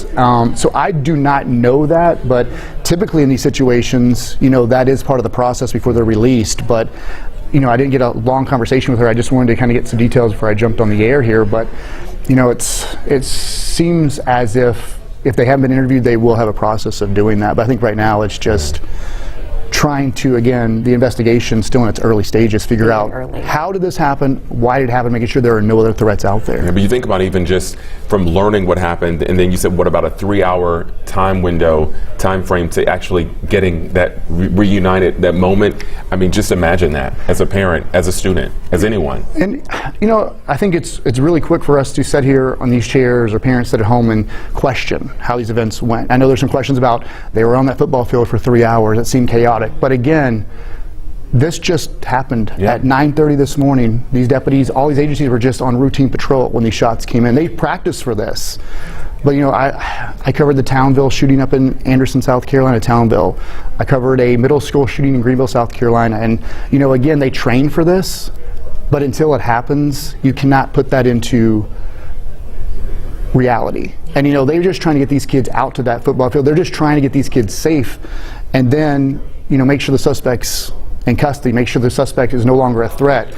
And I think that's where I think we all have to kind of step back and realize they did a great job obviously responding, but that'll all be coming out in the days after. But right now I think the biggest concern is those students who heard the shots, those families impacted forever, and of course the school, that this will now be their history. They will always be known as, that school shooting at Apalachee High School. Yeah, and we've been hearing from our other reporters out there on the ground, Cody, and many of them have spoken with students or parents and loved ones out there who have a student in their life who heard those gunshots and described being in a nearby classroom on that 10th grade hall, hearing those gunshots. And I can't help but think that is something that these students will live with forever. And I think we always talk about that, the connection with these students after something like this. Right now everything is so decisive across this country. I think this is a time when this community needs to know we're all wrapping our arms around them. I think at this point all of that needs to stop. I think this tragedy, again, for context, this town's 20,000 people. This is a small community. Everybody knows everybody, and this will forever change the history of this town, this school, and this district. And again, I think you've got to realize and think about, again, the first responders. I mentioned the 911 dispatchers. Could you imagine sitting there this morning, those 911 dispatchers, obviously moms themselves, they know someone at that school, they know a student, getting those calls, help us, help us. There's a shooter. I'm sure those calls will be released in the coming weeks. We'll hear those, and all they can do is send every possible resource to try to get that person to stop. And then everybody hangs up with them, and they kind of have to watch us. They have to listen in on what happens next. And I think that's when we all sit back and talk about it. I think you have to take all of that into context and perspective, because it's more than just those folks at that Apalachee High School. It's that entire community. And you speaking about the community, I do want to remind everyone, we've been telling you a couple times here that there is a Winder community vigil that is scheduled for 7 p.m. tonight. We know that when something like this happens, so many people are looking for what they can do to help anyone, to show their support. So there is a community vigil taking place at Jug Tavern Park at 7 p.m. That's at 113 East Athens Street in Winder, Georgia. 113 East Athens Street in Winder, Georgia. Jug Tavern Park at 7 p.m. And Jonathan, we were saying we're sure that this will be very well attended with a lot of people who just want to wrap their arms around this community. And one thing, I think the big question a lot of people are asking, I'm sure you guys have asked too, about the suspect. Yeah. And I think a lot of people are looking at us like, who is this person? There's obviously reports out there, but the thing is, within just a few hours after this, they were already likely at the suspect's home. They have them identified, but there's a lot of things they have to kind of confirm before we put it out there, because once you put that out there, there's no taking that back. Yes. And it's not, I think there's a lot of things they have to look into, the suspect's family. They didn't ask for this. So I think there's a lot of things, they want to make sure before they come out and identify this person, they have all those facts out there before we put it out into the public, and you can never retract that. That's exactly what we heard from the sheriff. He's saying, look, I know the media wants details, I know the community wants all these details, but he's saying that we're just not ready to release that yet. We do expect to hear from the sheriff in that area around 4 o'clock this afternoon. He told us he would try to give us an update then, so if we do get that update, we'll bring that to you both here and online as well. And that's in just about a half an hour or so. We'll bring that to you on air, online, and in our 11 Alive News app, because we know so many people are waiting for those updates. We know there's so many questions right now about what exactly happened, how it happened, why it happened, and that is something that we will likely have to wait some days, weeks, and months in some cases to learn that information. But of course, we'll continue to work on this and bring it to you as soon as we get it. Right now, what we can tell you is that the GBI has confirmed that 4 people have been killed, 9 people hospitalized in various hospitals across our region. We know at least 1 person with a gunshot wound was taken to Grady Hospital, and we also know that 1 person each taken to Northeast Health System's Barrow and Gainesville facilities. So we know that that is at least some of the locations where some of these victims have been taken. We are working to gather more information on where other victims have been taken and what their conditions are right now. We're also working to learn more about who the people were who lost their lives, as well as this suspect. But again, that is information that we are waiting to be confirmed from the GBI, from the Barrow County Sheriff's Office, and we'll of course keep you updated as we learn more, hopefully within the next half hour or so from that sheriff's news conference. And you mentioned, who the suspect is. The big question too is, if some of the reports are out there that this suspect is a teenager, a juvenile, then the question is, how do they get the weapon? Where did the weapon come from? Yeah. Who knew about this? And I think there's a lot of those questions. Social media, there's a lot of things out there. Before you post anything or you report it, you got to make sure it's accurate, because a lot of times we see a lot of false things being put out there in these cases. But I think that's another big question, because there have been some sources out there saying this is a teenager, a juvenile. We don't know if that student or that juvenile went to this school.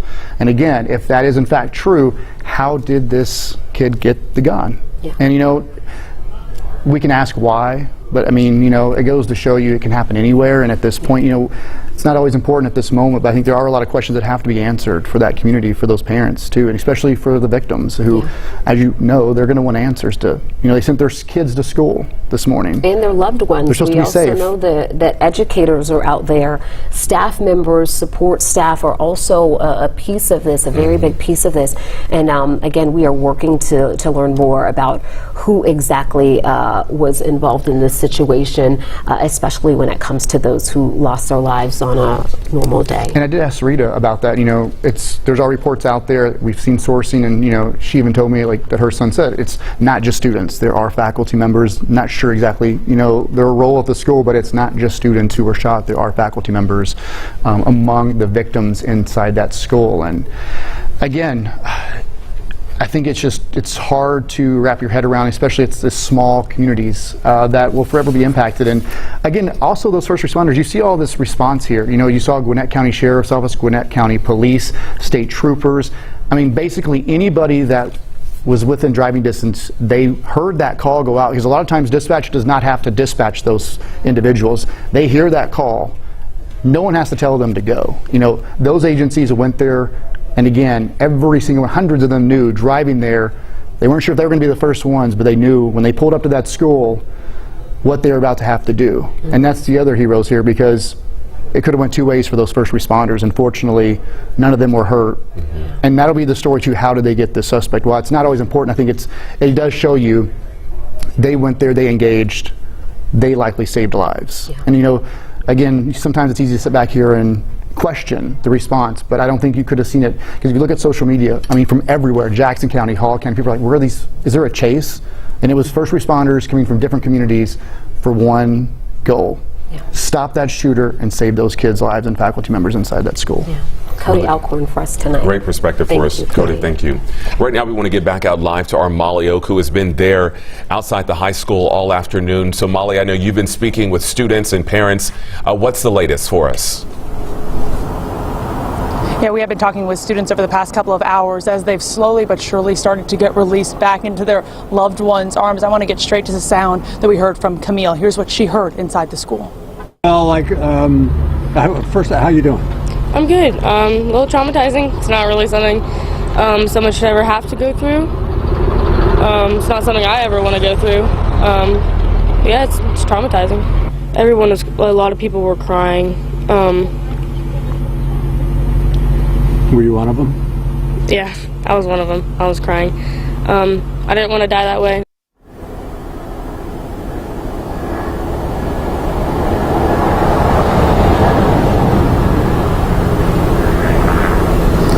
You heard her say, I didn't want to die that way. I also talked with a student who was in 10th grade who said, I thought I was going to die. I was about to walk out of my classroom just moments before to go to the bathroom.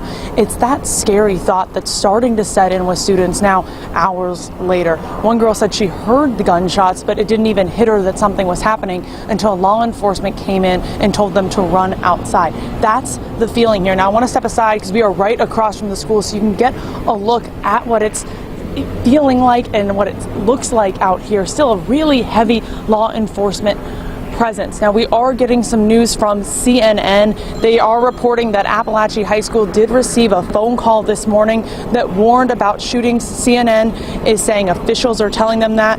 They're saying that this high school, Apalachee High School, got an earlier phone threat. That's according to multiple law enforcement officials, all coming from CNN. Now, again, we've been talking with students who heard those gunshots. We've been talking with loved ones who are waiting to hear from their students. I heard Cody mention this earlier, but something to keep in mind out here, not only with the mass amount of law enforcement and parents and loved ones and students, is that these parents and loved ones are trying to get connected back to their students.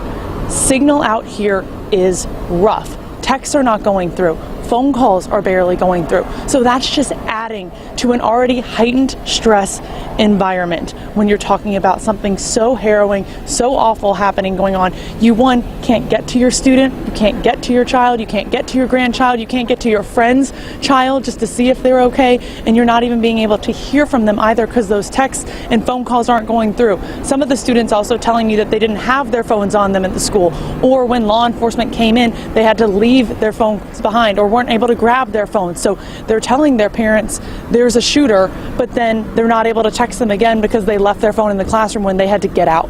Now, once students were moved out of the school, they were moved to the football field. Parents were telling me that. I talked with a neighbor who came out to check on her friend's child. You talk about the community feel out here. That neighbor heard from her friend. The friend was saying, there's a shooting at my kid's school. I'm an hour away. How quickly can you get there? That neighbor dropped everything she was doing to get to that student. She was not able to pick that student up, but she was able to go up to him, check on him, give him a hug, make sure he was okay. She was telling me that he was actually with the principal when the shots first started firing, and she said that the principal told him to run and not look back. Can you imagine hearing that as a child? Because just hearing it as a reporter talking to these folks has been incredibly emotional. I cannot tell you the amount of hugs I have shared with people off camera when they're walking by us. We're just asking them, is your loved one okay? Is everything good? And they're either saying, yes, thank God, or I just got to speak with them, or I just got to hug them. And it is emotional out here, guys. There's this feeling of community, of everyone just wanting to help, because it was hard to get down here. Now, the road has opened up a bit since we've been down here for hours now, but when we first first got here, you had to park and walk. That one neighbor telling me that she parked and walked 2.5 miles just to try to get as close as possible to lay some hands on these kids. Because you think about it, it's one thing to get a text from your child or from your grandchild or from a loved one saying, there's a shooter, I'm okay. It's a totally different thing to physically see your child, to physically get to hug them. Now, when we talk about the kids being out on the football field, you've seen that they're still coming out from the football field. It's been taking hours.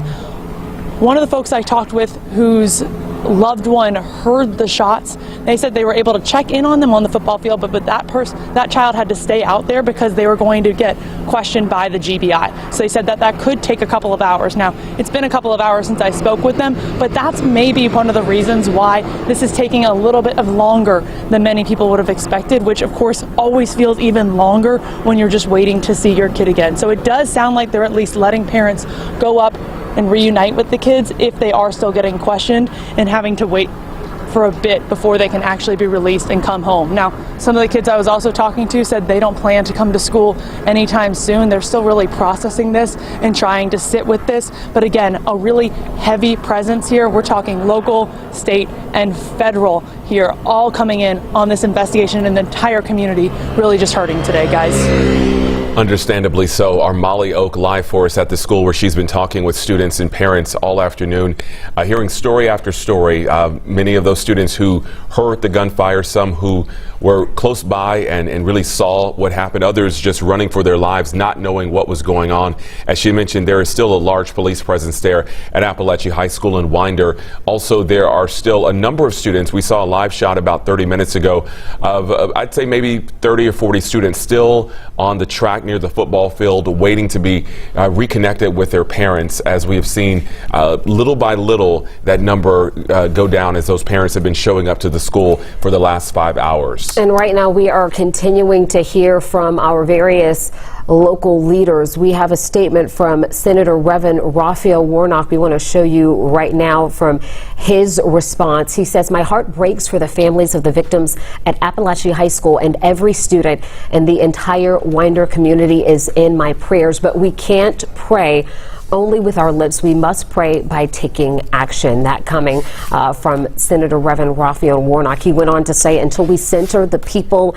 and start a serious bipartisan conversation in Washington and state capitals across the country to advance popular common sense gun safety reforms, the sad truth is it's only a matter of time before this kind of tragedy comes knocking on your door." Again, that coming from Senator Reverend Raphael Warnock today in response to the shooting today at Apalachee High School.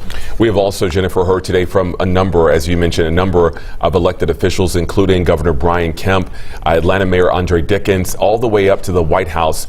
President Joe Biden issuing a statement along with his press secretary, speaking at the beginning of her conference, her news conference earlier today. A lot of statements, a lot of prayers, a lot of support, but a lot of people saying we've got to do more than that to prevent something like this from happening again.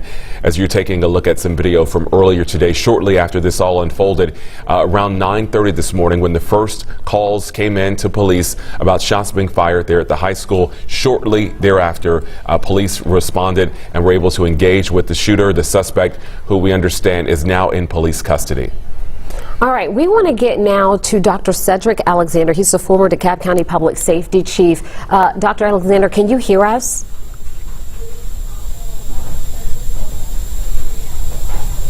Are you able to hear us? Yes. All right.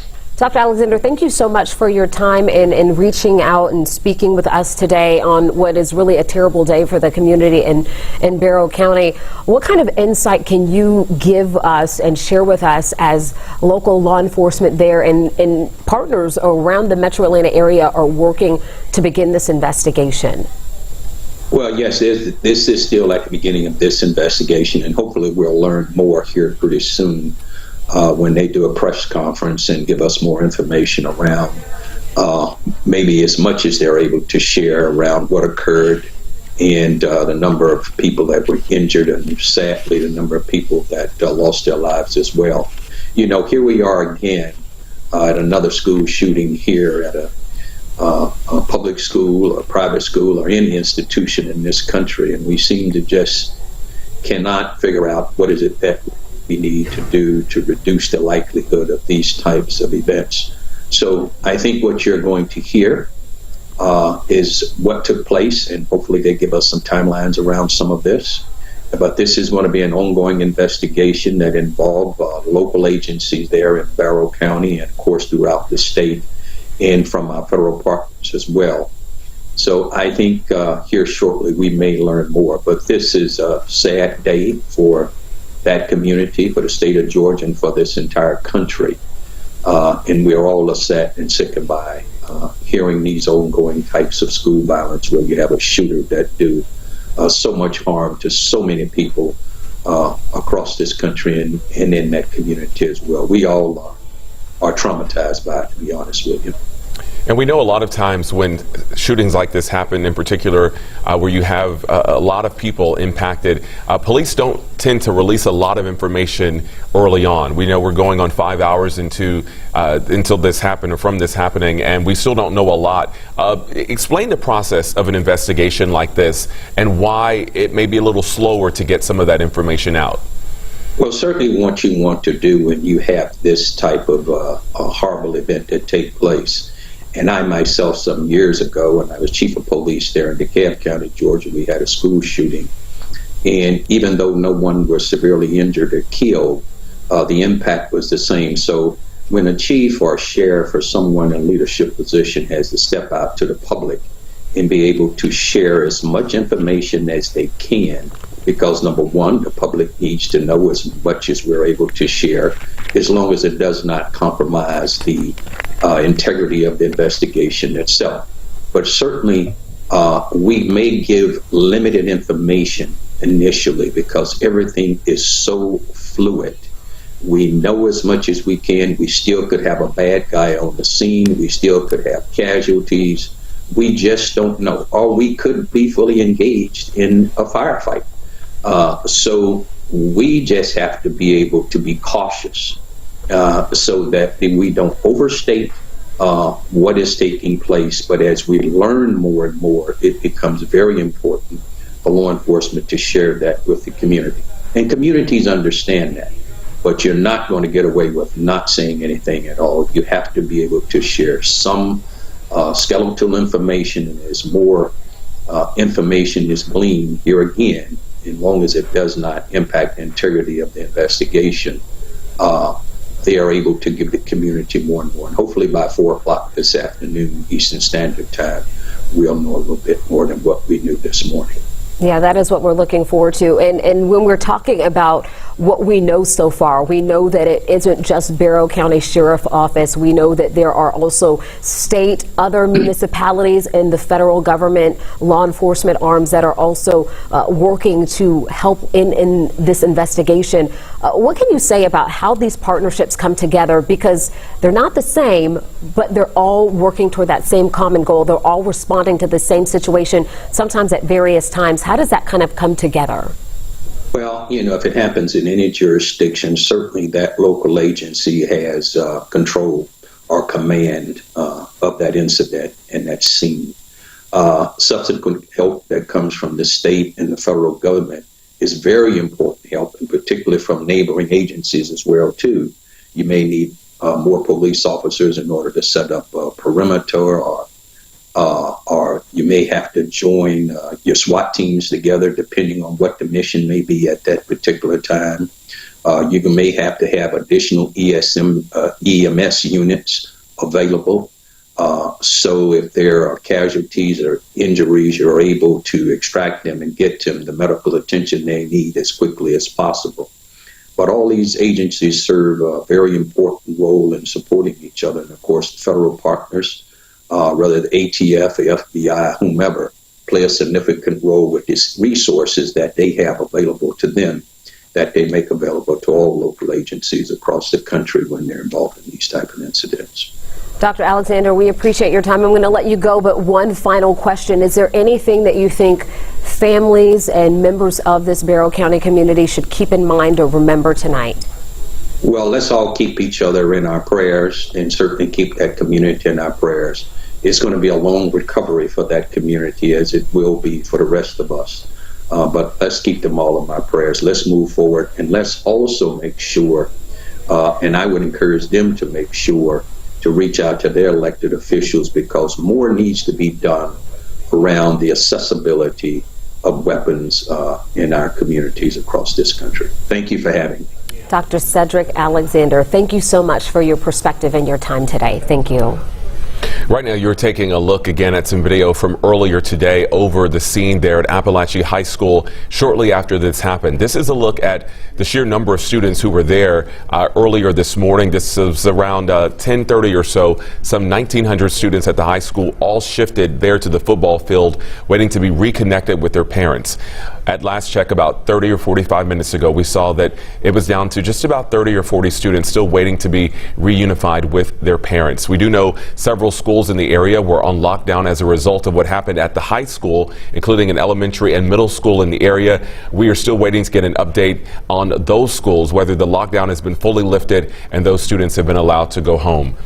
And we also want to reiterate information coming in from the GBI, because there were some reports of additional shootings taking place at neighboring schools, and the GBI says that is incorrect. That is not factual information. We understand right now that there is a lot of misinformation out there, a lot of folks not knowing what to believe, but we do know from the GBI tonight that reports of additional shootings following this one at Apalachee High School are incorrect. We also know it's incorrect that the shooter has been neutralized. We have been told by the GBI that the suspect is in custody and that person is alive. So that's some new information, or rather some confirmed information that we have from the Georgia Bureau of Investigation, as people are continuing to look for any other sort of information that they can get tonight. And hopefully in about 10 minutes or so, we will get more information from the Barrow County Sheriff's Office. They told us when they spoke earlier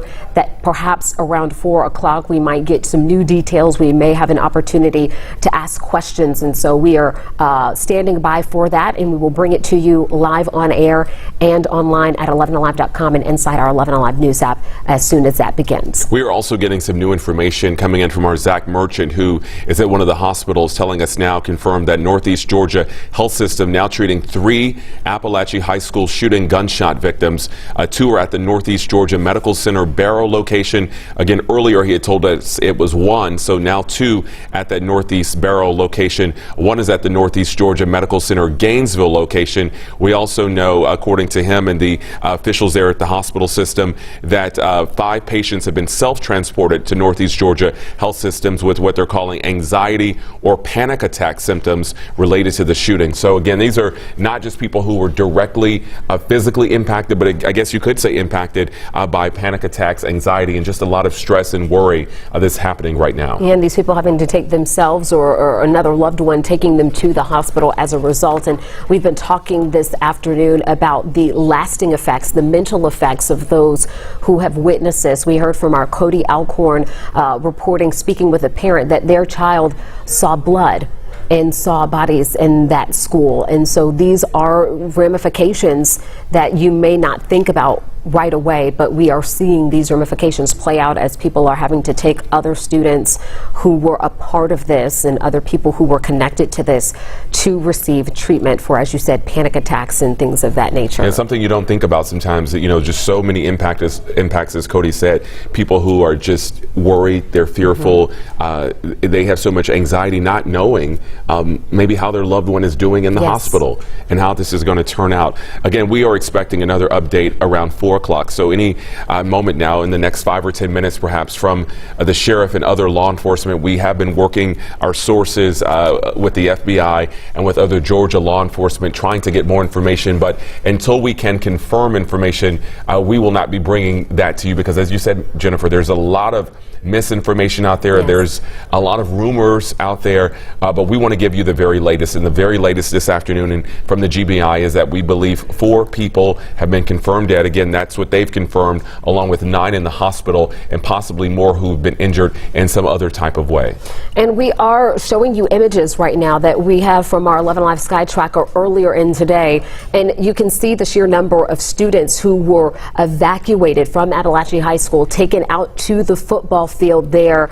And we understand from other visuals we've received later in the day that those numbers have dwindled down because they were allowing parents to be reunited with their students. We heard from our Caitlin Ross, who spoke with a parent who was one of the first out there earlier today, who was able to lay hands on his student, that they were doing a process by which they were checking IDs before students were allowed to leave campus with an adult. We've also heard from our other reporters, including Molly Oak and Doug Richards out there on the ground, that parents were parking and walking miles to try to get to the school just to see if their child was okay. So a lot of parents out there going to great lengths to check on their children and make sure they were all right after getting those initial reports from their students that something bad was going on today. As our Cody Alcorn also joined us a short time ago, he pointed out that this could take days to get to the bottom of some of these answers. Of course, there's the initial investigation, right? What happened, when it happened.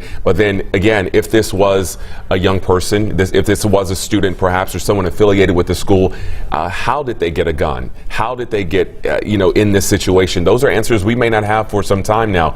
Police want to interview, of course, victims. They want to interview family members. They even want to perhaps interview parents who were involved. And so there's a lot to get to, and that is why you are still seeing a very large police presence at the school. While a lot of the students have gone home and reconnected with their families, we still have seen dozens of law enforcement there on campus. And we have been told earlier by some family members out there on the ground that some of those students were being interviewed today, speaking with officials and investigators from the Georgia Bureau of Investigation as part of their efforts to figure out what took place here. Some of those students being kept on campus to answer questions about what they saw, what they heard before they were able to be released. So that is just one piece of this investigation that is already underway, speaking with those student witnesses and I'm sure staff members and educators on campus as well. We are expecting in the next 3 or 4 minutes, hopefully, to hear from the sheriff in Barrow County,